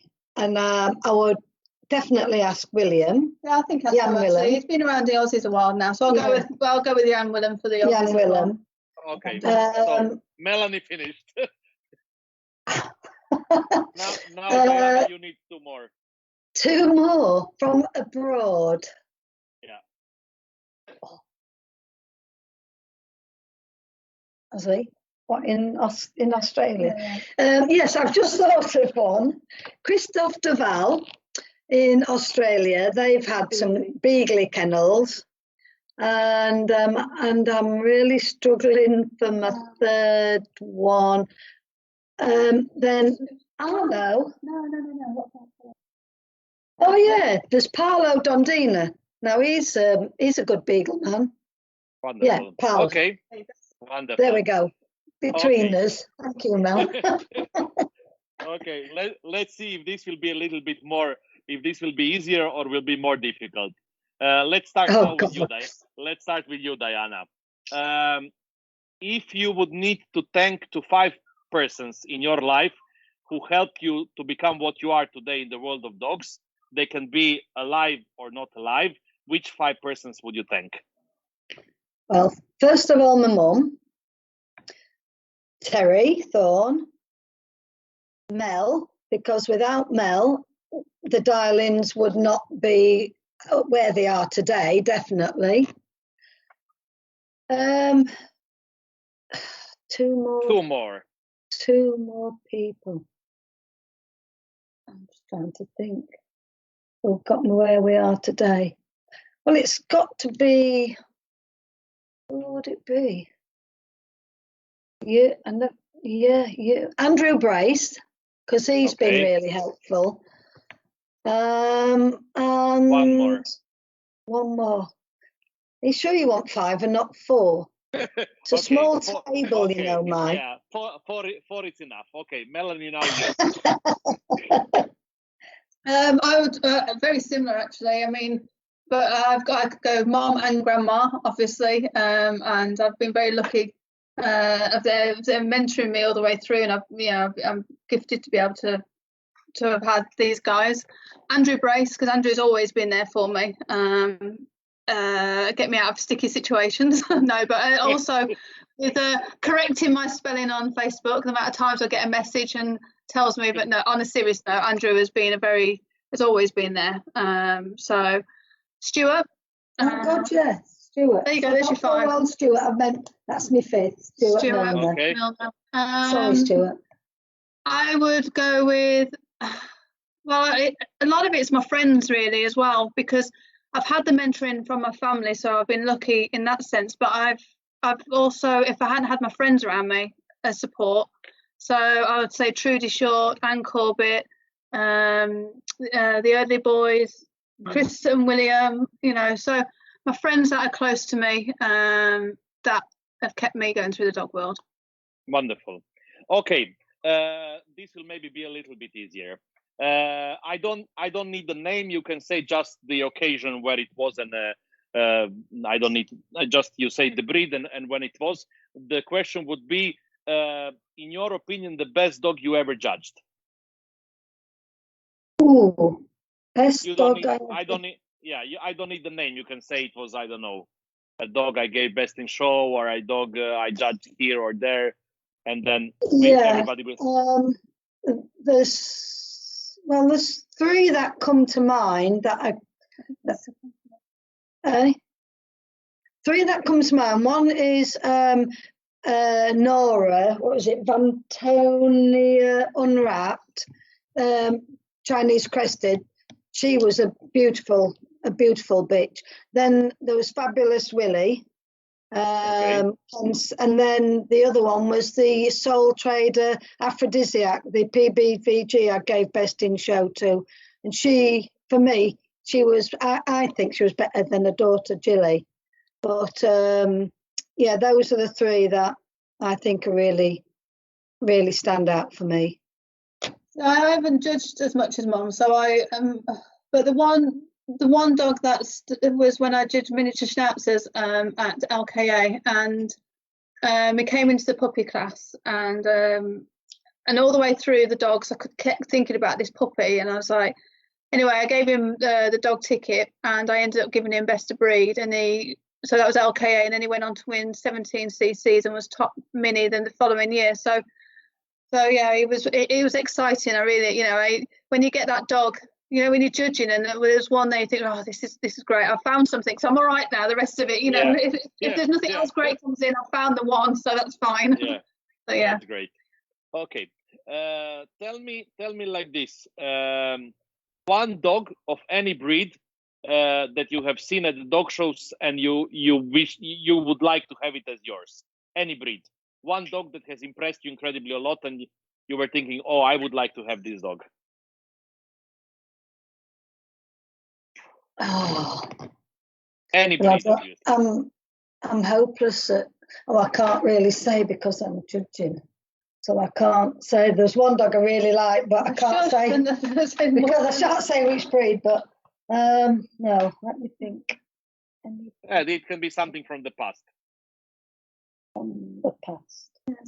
God, he does ask some awkward questions, doesn't he? There was a dog that I saw in America, Border Collie, Slick. He was a beautiful dog, and I saw that, and he was a real, So for me, that I think would be the Border Collie, Slick. Okay, what about you, Diana? A Border Collie. Because I just thought when I was in Australia, I did the border. No, bitch. Maybe not to get Border Collie. Should we have a Border Collie? No, we don't have a Border Collie. When I was in Australia, when we went to Australia, we got out there and they cocked up the show. And so when I arrived early in the morning, I had to judge 125 Border Collies the same day. And I made this beautiful, beautiful bitch best of breed. And then I found out that I judged the father and gave it the ticket and best of breed in the UK when he'd come over to England, and she was absolutely stunning.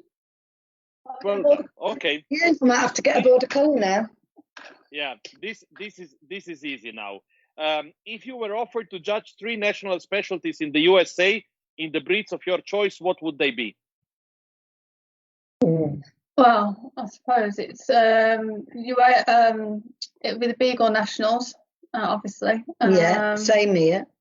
The Asker Nationals, which is a parent club of the Australian Shepherd. Well, it's one of the clubs, and then UASA, which is the other one. I suppose that's the 3 nationals. They're the big ones for me. I'd like to do Afghans. Oh, what breeds or what? Breeds, yes. Sorry. I thought you meant clubs. Yeah. So for you. Well, I suppose it'd be the Beagle. For me, I only do a few breeds, so it'd be Beagles, Minis, Mini Schnauzers, and the Aussies National. Sorry. Yeah. I'd like Beagles there. I'd love to do the Afghans, and I'd actually like to do the Pekingese as well out there. Wonderful. Okay, that's nice. Okay, there are. Let me see. 3 more questions, and these are not so difficult. Let's start with you, Melanie.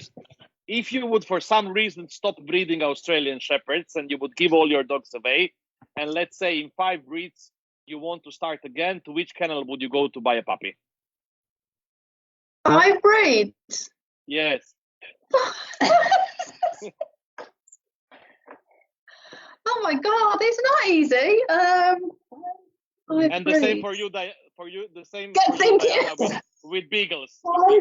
We'll be here till midnight. 5 Okay, breeds. right. So let's start thinking. No, not 5 breeds. No, I don't know if Oh. you heard me well. If you Oh. stopped breeding, Yeah, and you give all your dogs away, and in Yeah. 5 years or 10 years you want to start again, to which kennel you Right. want to buy a puppy? right. That's One- easy. Well, Yeah. of any breed or No, of your breed. of For our you- right? For Gotcha. your Australian Shepherds for you, and Diana Beagles for you. Right. God, that's better. I thought I was panicking In, then. in 5, they might not even be alive, these people. Doesn't matter. Okay. Where So would I go? In have to other go words, to- in another words, one kennel of your breed that you especially admire. I think mine would be David Craig, because he's or Serena Parker, because they more like the dial-ins that I'm used to. Okay. Yeah. What about you, Melanie? I think I would go to.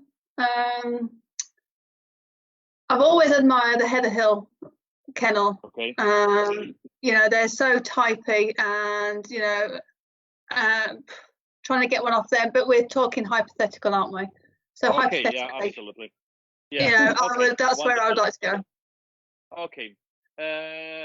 If you could improve one thing in your dogs in the future, what would you like to improve? Diana, you for Beagles, Melanie, you for Aussies. Well, my dogs are perfect. I mean, Yeah. I can't improve on them, really. Improve. Yeah. When you look at your dogs and you say, okay, in the next generation, I would like to have this a little bit better. I would like to improve my tail sets on my Australian Shepherds. Wonderful. You see. Okay. Yeah, but that's easy for you to say then. I don't know really. What would I like to improve? Well, I suppose. I don't know. Come on. Okay. Go on Okay. then. I would like to improve my shoulders. Okay. I don't know. I've got to say something, haven't I? I don't know really, because Okay. we're doing quite well, really, And aren't we? And then the last question. Let's see if this will be easy or difficult. You Melanie. keep saying that all the way through. But this is the last question, so it's easy. I mean, not last I'm question of starting the to interview. sweat now. This is This like when we do our Zoom quiz nights, and I Not never last get question. the answers right. Not last question of the interview, but last question of the quick questions. Melanie, describe Yes. your mother. Describe your mother with 3 words.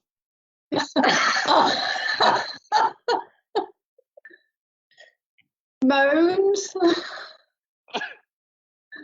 a good egg, and loyal. Okay, and now Diana, you Mel. Bossy, Okay. spoiled, but a brilliant handler. Pretty. Oh yes, she's pretty. And she's got a lovely figure. Nice clothes. Wears nice clothes, St. John suits. That's But it. No, and a that's brilliant three. handler. No, that's a three. Oh, is Only it? 3 words.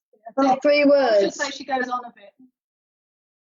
Well, it's okay. Bossy, spoiled, and pretty. Is that okay? Yeah, And I'll just say the last one. yeah.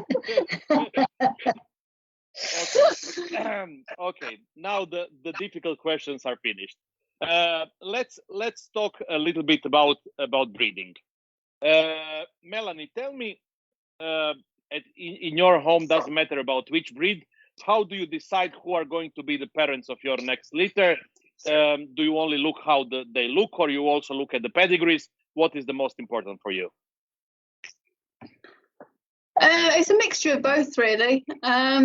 I think we're not madly hung up on. I mean, some people just go by pedigrees and don't even look at the dogs, but you know, I think you've got to, if you get two nice specimens and you can look back into the pedigree and see that there's consistency there, then for me that's what makes me choose. You know, it's consistency, I think, from what a dog will produce and what comes from them lines, for me.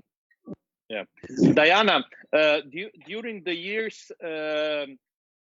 obviously you have done a little bit of line breeding, a little bit of outcrossing. How do you breed, let's say, Dialing Beagles? Do you have good experiences with outcross, or you like to do mostly line breeding?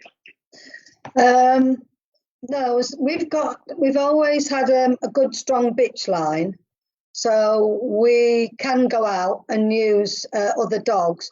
You have to be careful though that you're not going to bring any bad faults in that are hard to, like gay tails. They're very hard to breed out again.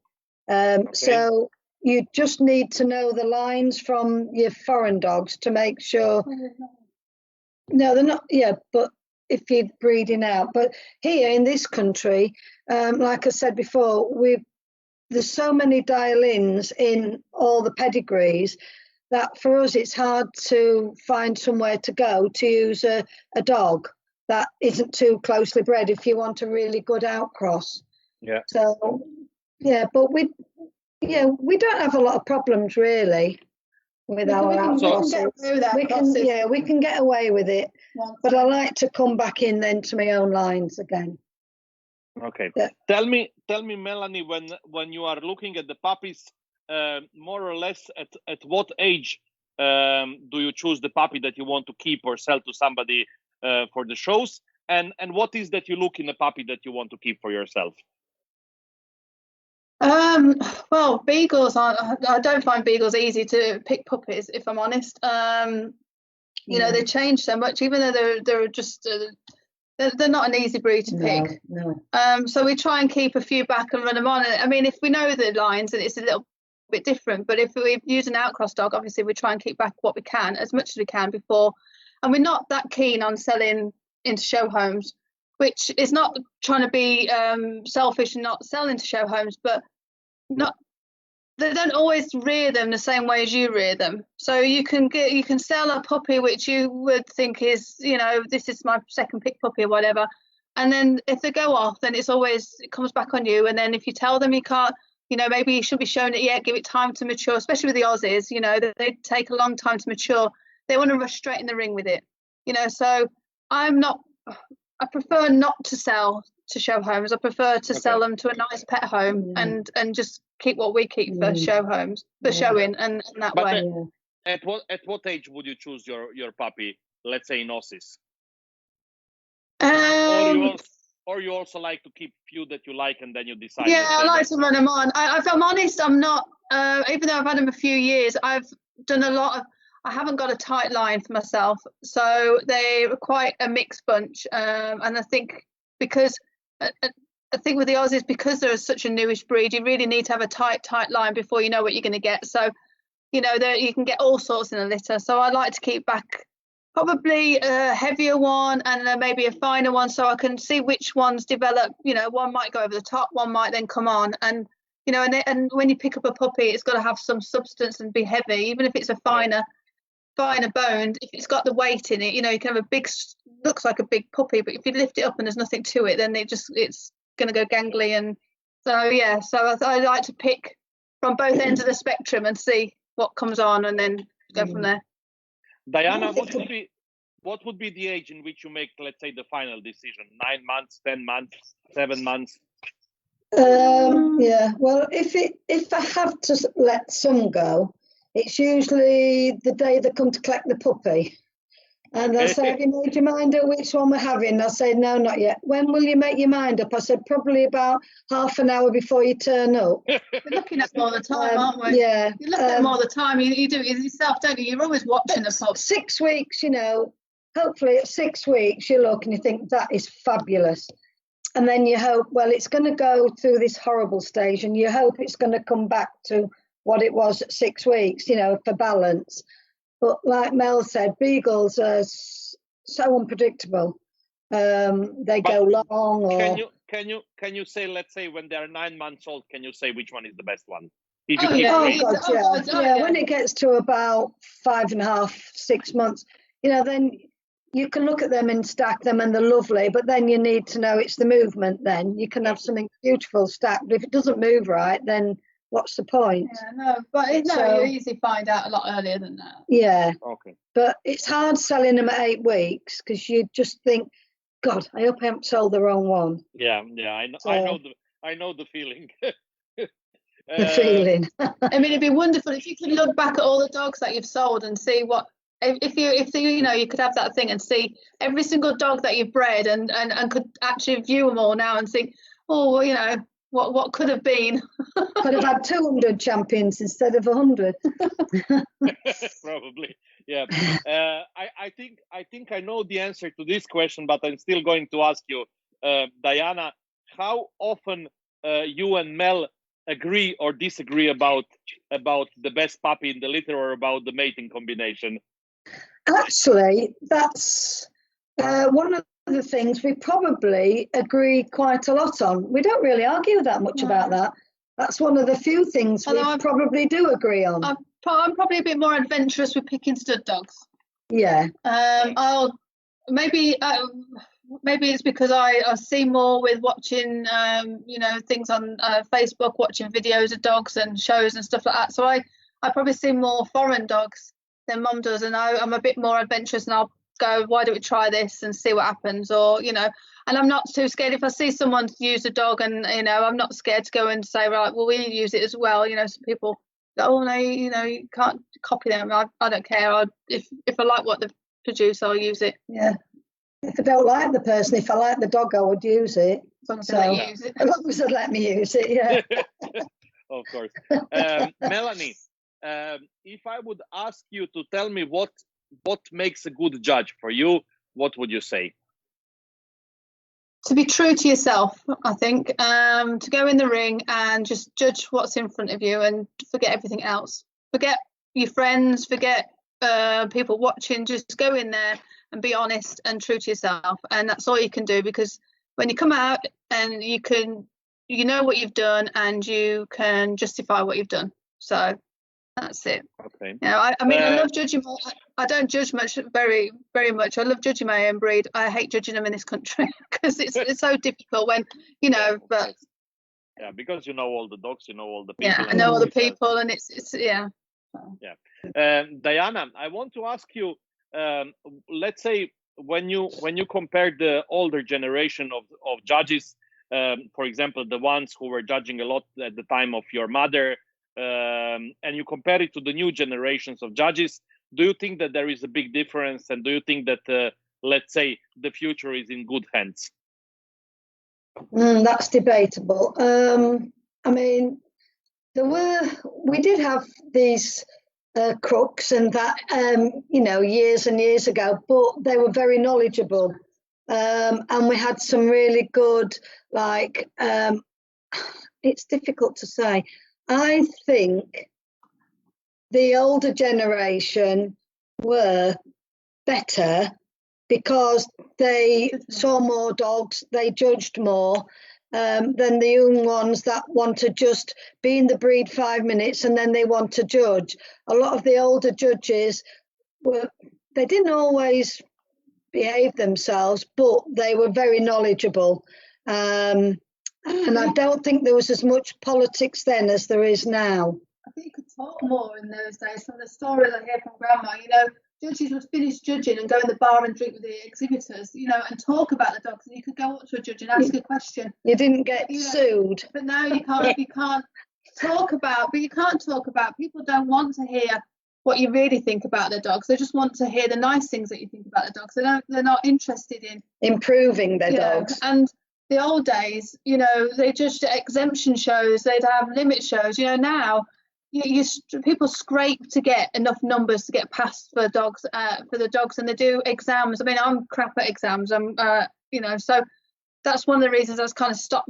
I've not carried on with judging because I get too nervous about all that kind of stuff. So, so I think in the old days they saw more dogs and had more hands-on experience, which That's what I think. I think people rush to judge before they've actually.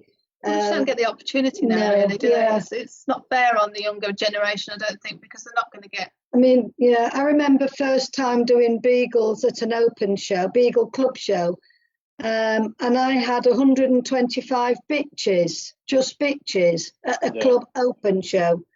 I mean, you're lucky to get 125 dogs at a championship show now, let alone bitches. So there isn't the experience. So I think we have definitely had the best of the show, you know, the showing. I'm certain of it. Yeah. So. Okay. I have two more questions for you, the last two questions. But before that, I asked you both to send us so-called 5 photos of your life. These are the 5 photos that for some reason are extremely important for you. This is another thing, together with the quick questions, that the viewers really love to see. So Beltrán is now going to put these photos on the screen, and you are going to tell to our viewers why these photos are so important for you. We are going to start with you, Diana. And the first photo is a family photo. I'm showing it here to you. Beltrán is showing it to the people. Yeah, that is my holidays in South Africa, and that's Fiona, one of my best friends, and Tim and Steve, the Eardley boys with the beagles. It's just we always go in February, and we go every year to South Africa. We just love it. And I've really missed it this January, not being able to go and see my friend because she lives in Jersey, so I can't get to see her. So that's one of my favourite places in the world, South Africa. Okay.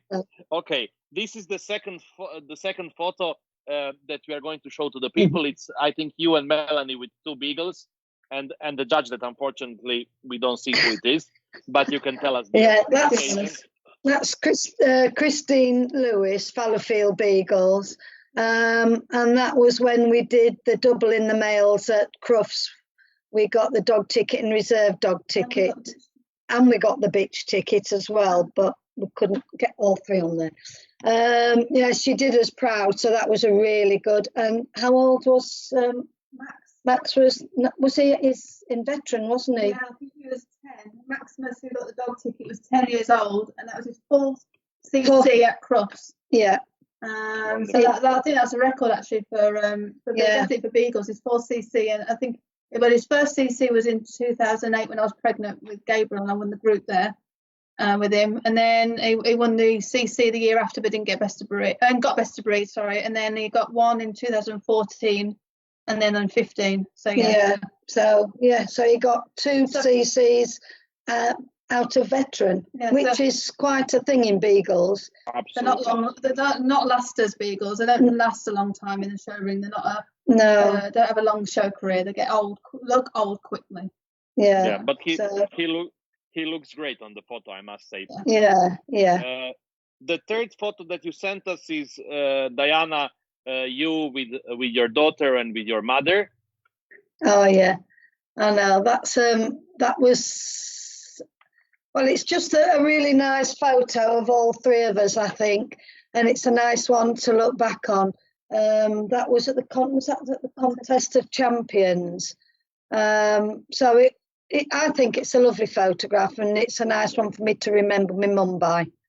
Yeah. So. Okay. The 4th photo that you sent us is a photo of a lot of half-naked people on the beach somewhere. Oh. So let's hear about that. Oh, that was one of the best holidays ever. That was in Barbados. And there was such a big gang of us, about 15 of us really altogether, from the Pedigree Chum gang. There was Ken Sinclair and his partner. There was Tom and Margaret from Pedigree and their friends, Susie Roffey and her partner. There was, which we didn't know at the time, there was Ernie Patterson and Rob. They were staying in the hotel next door, which we didn't even know about. There was Jill Peake. So there was a big gang of us, and basically we drank the hotel dry. It was all inclusive when we went there, and then after we left, it closed down. we did count over 70 cups on the beach that we'd drunk. Okay. So that was a good holiday. Jeff and Michael, Jeff Corish and Michael, they were there as well. Yeah, it was a really good holiday. That was. Okay. Brilliant. And then the last photo is the one that you were not sure if it's going to be okay, but I told you that I'm sure people will love it. Tell us about that. That was my mum's 90th birthday party.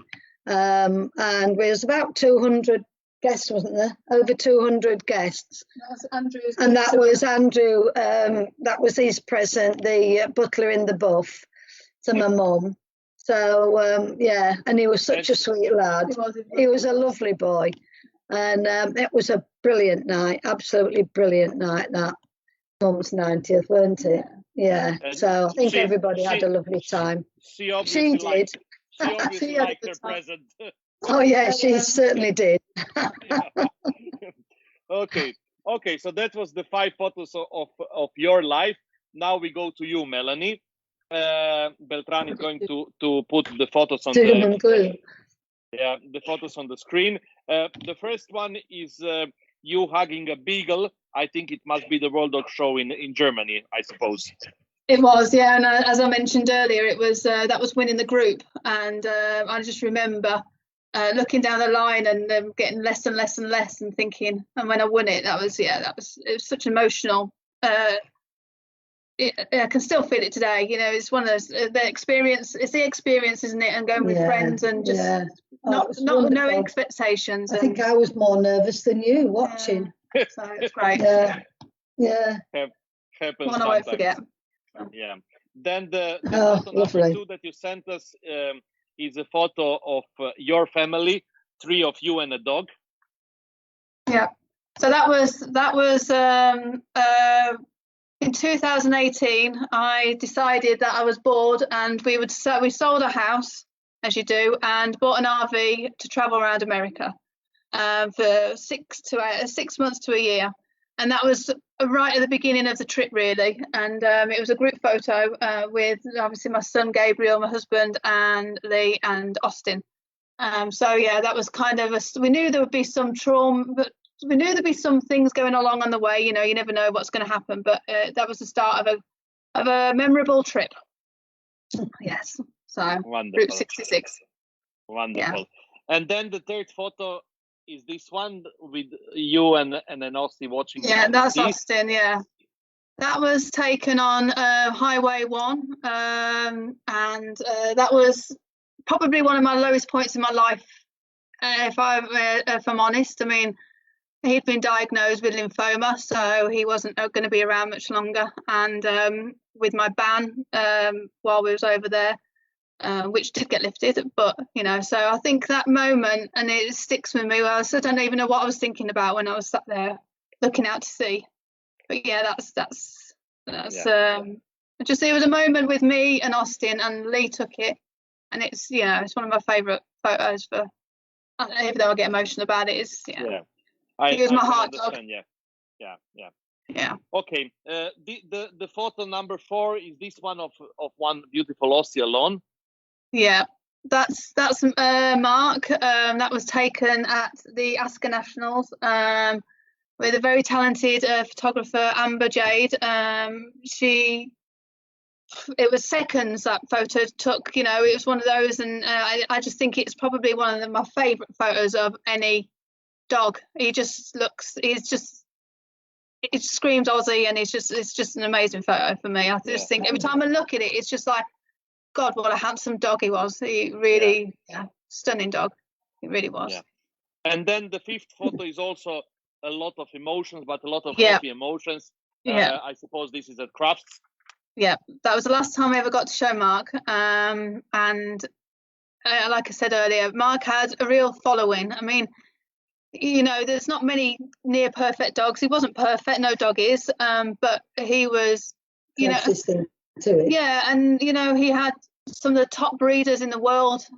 Thought he was fabulous as well. So, so I had a lot of friends there, and you know, and it was that one experience where the ring was about 4 or 5 deep, and I mean, you never know what Derek Smith's going to do. Whatever he does, it'll be his own thing. So I'd hoped you'd like him, but when he gave me, that was him giving him best of breed, and you could see all the people around the ring, and I can still hear him now. It was amazing. Yeah. It was fabulous. Wonderful. Definitely a bum tingler.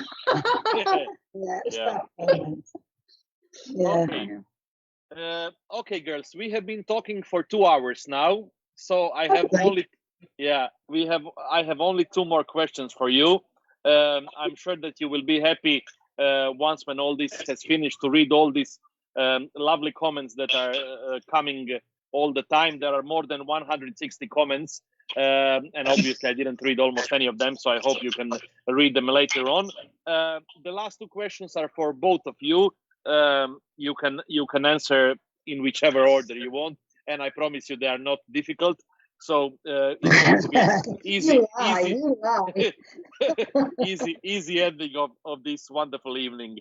The first question is, what would be your advice for someone young who wants to start with dogs and become successful, no matter as breeder, exhibitor, or judge? Well, first of all, they don't want to be in a hurry to judge. They need to walk before they can run. So they need to sit round the ring with somebody who has been in the breed a long time, who has got an open mind, and not somebody who will just say, well, this is what you should be looking at because it's their dogs. You know, they should study the breed. They have to do. They should be sponges, really. You should go around and listen to lots of people, you know, and what always frustrates me is you see people. Well, you can turn up to a dog show and see people going home. You're never going to learn anything from going. You know, they go in the class, they don't win, and they go home. Well, why? You're not going to learn anything. Sit there and watch the breed and just take it in, and don't be frightened to ask questions. Yeah, you should ask. I mean, there is people are scary. You know, the big people can be scary. I mean, intimidating, and but you know, they're not going to bite, and just go and ask people a question. But you need to be a sponge and just listen to everything and just take in, and then make your own mind up. But you know, find people that then you feel like you can trust, and go from there. You know, and that's. Yeah, I mean, if anybody is listening that wants to start up, you know, showing beagles, if you want me to, you know, sit with you around the ringside, I'm more than happy to do that. And I can, you know, go through stuff with you, and I'll be perfectly honest. You know, because people are frightened. I mean, even when I do these exams, you know, and you have to judge the dogs and you have to tell them what you think. Some people you don't like saying what you really think, you know, in case you offend people, but you don't learn unless you ask questions, you know. Well, I don't think that eye's right. Am I right or am I wrong? Is that shoulder a bit upright? Am I getting this all wrong? You need to ask, you know, and that's it really, just, isn't it? Like Mel said, be a sponge, soak up everything. Yeah, that's very nice when people with such a huge experience like both of you say, okay, I'm there and I'm always ready to help. But do you think that there are other big breeders, or let's say people who have done so much in the dog world, who think in the same way as you? Because you said young people are many times incredibly afraid to ask, because sometimes obviously we all hear no as an answer. But do you think there are enough of people with experience like you who are willing to mentor younger generations? I think so. I think there is. It's just picking the right ones. No, it's not that. I think sometimes as well, like Mum says, some people walk, run before they can walk. You know, in the old days, they used to address people by their oh God, yeah, you know, their surname and stuff. And even we were talking to Patsy the other day, and she still certain people she would never use them. They'd call them by the first name, even now, you know. And I think maybe sometimes the respect is a little bit. Respect has gone in some ways with youngsters, because I would never ever have called Terry Thorne Terry. It was always Mr. Thorne until he told me to call him Terry. Yeah. And all the judges, I never ever called them by the first name.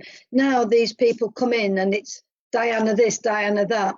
And I don't know. Or maybe they just and maybe that's just how things are nowadays. Maybe it is, really. But then people go from one breeder to another breeder to another breeder. They don't stick to one breeder. One breeder. They end up going around like when they're buying dogs, they'll go and buy one from someone, and then they won't go back to that person and say, right, I would like to breed this bitch. Who do you recommend or what? They'll go and just go and use another dog, and then so they never really build a rapport with somebody that would be quite happy to take them on and mentor them. I think sometimes they just go all different places. You're right. We've done that. We've created monsters. Yeah. Okay. My last question for tonight for both of you. Considering all the things that are happening around the world and also in the UK, all these animal activists and all these bans on grooming, on this, on that, chain leashes and everything. When you look in the future, first of all, are you optimistic about the future of the sport? And second, what you think needs to be done and now to protect the sport from this kind of extremists, actually? Shoot them.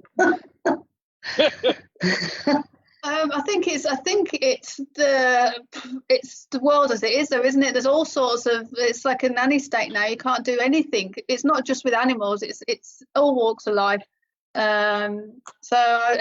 It's not looking rosy, really. Not just with the activists. It's getting people involved in the sport more. I was talking with a friend earlier about it. People want to show and people want to judge, but not many people want to be on committees anymore or want to put the work in. And I'm not one for judging. I'll judge the breeds I like, a few breeds, but I'm on 2 committees and I really enjoy it. And I love being able to do that side of things and that's how I put back into what I get out of it. And, there's not enough. I mean, we've got a committee on NASO. There's 7 of us and we're a great committee and we work really well together. But trying to get people to join committees, this yourself with having split and what have you, it's so hard to get people to come and join. So I think, instead of worrying about all that, I think even right at the heart of it is we need more people helping out to keep shows going, because if the shows don't go, then there's not a lot of junior handlers really, like not in this country. In this country. I think the kids are too interested in playing with the PlayStations and things like that, where we didn't have all these things. So we used to have to go to the shows with our parents. We couldn't stay at home and stuff. And and I think that but I think the societies need a lot of help to keep going. We need bodies and we need people to work as well as and instead of just taking it all and not putting back in. We all have to put back in to keep the dog world going, I think. Yeah, in whatever way. I think my mum was right. I think my mum was right when she said we've seen the best of the dog world, and I think she's right. Really, only because of. No, I think we have because we're not allowed now in not just the dog committees like the Kennel Club. I don't mean, but you're not allowed to do things the same anymore because it's like health and safety this and health and safety that and. I just don't think things are the same as they used to be. We can't have a laugh now like we used to have. I'm moaning. I think it's true. We can't have a laugh like we used to have. Yeah. So I think First of all, I think there are many restrictions. This is the first thing, and then second thing, which I think it's. In the beginning, I think we thought it was great and a lot of fun. But I think that now we start to think it's not so much. Is that whenever you are at the dog show, you never know who has a camera and who is, filming something. And as you said, we cannot moan, we cannot laugh about the things, because you never know if somebody has filmed this and if this is going to bring you problems later on. So Yeah, we that's all true. need to be That's true. nice and polite, unfortunately. But Yeah. anyhow, we have been speaking for almost 2 hours and 15 minutes. During this time, you got more than 180 comments from people from all around the world, and I hope you are going to read them after this interview is finished. I want to thank to both of you, first of all, for accepting my invitation, because I know even before the interview, you were saying maybe we should have said no, but I think that I have really enjoyed it, and I hope that you have enjoyed it too. The viewers definitely enjoyed it, because you will see no criticism, only nice things about both of you in all the comments. So I'm sure you will enjoy to read that. It was really a great night, and I really enjoyed talking to both of you.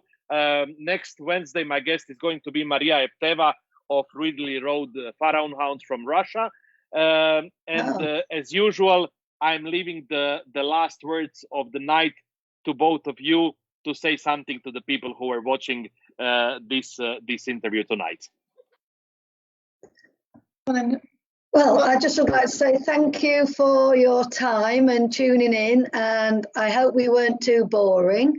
And we've enjoyed it. Well, I've enjoyed it. Have you enjoyed it? I've enjoyed it. No, it's an honour to be asked to, and also I'd like to thank everybody who has actually mentioned in your past interviews, mentioned Darlene as a formidable kennel, because that's you know, we would just want. It means a lot. It means a lot, and we want to, you know, Grandma started something a long time ago, and you know, for that I'm eternally grateful, and we just want to make her proud and carry on. So thank you guys for everything. We've enjoyed it. Yeah, we have. Yeah. You see, at the end, thank you, Auntie, for being a good host. She hasn't kicked me too many times under the table. No. I only swore once. I only swore once. That's great. Anyhow, to finish our wonderful evening, let me read to you just few of the comments, because obviously now many of them are coming. Bron is saying, what a fabulous interview, ladies. Thank you. Bruce is saying, many thanks. Most interesting. Isabel, thank you, guys. Always learning something new watching. Catherine, enjoyed listening to this interview. Thank you, ladies. Serena saying, amazing evening. Thank you, guys. Heather saying, enjoyed the interview. Thanks to all. Aidan saying, great interview. Thank you. Gwen is saying, thank you, Diana, Mel, and Ante. Fantastic interview. Really enjoyed it. Nicole is saying, thanks for that. Loved her, and see you both. So there are a lot of comments coming now. Ramon Podesta saying, enjoyed very much this nice interview. So many people are sending their nice wishes for all of us now. And as usual, I want to thank to all of you for watching the interview. And I once again, huge thank you to you, Melanie and Diana, for being my guest tonight. I'm sure that once when you can sit down with a nice glass of whatever you like to drink, oh yeah, I'm definitely going to go get a gin and tonic. you will be very proud of yourself, and you will enjoy watching it once again and reading all these wonderful comments. So thanks everyone.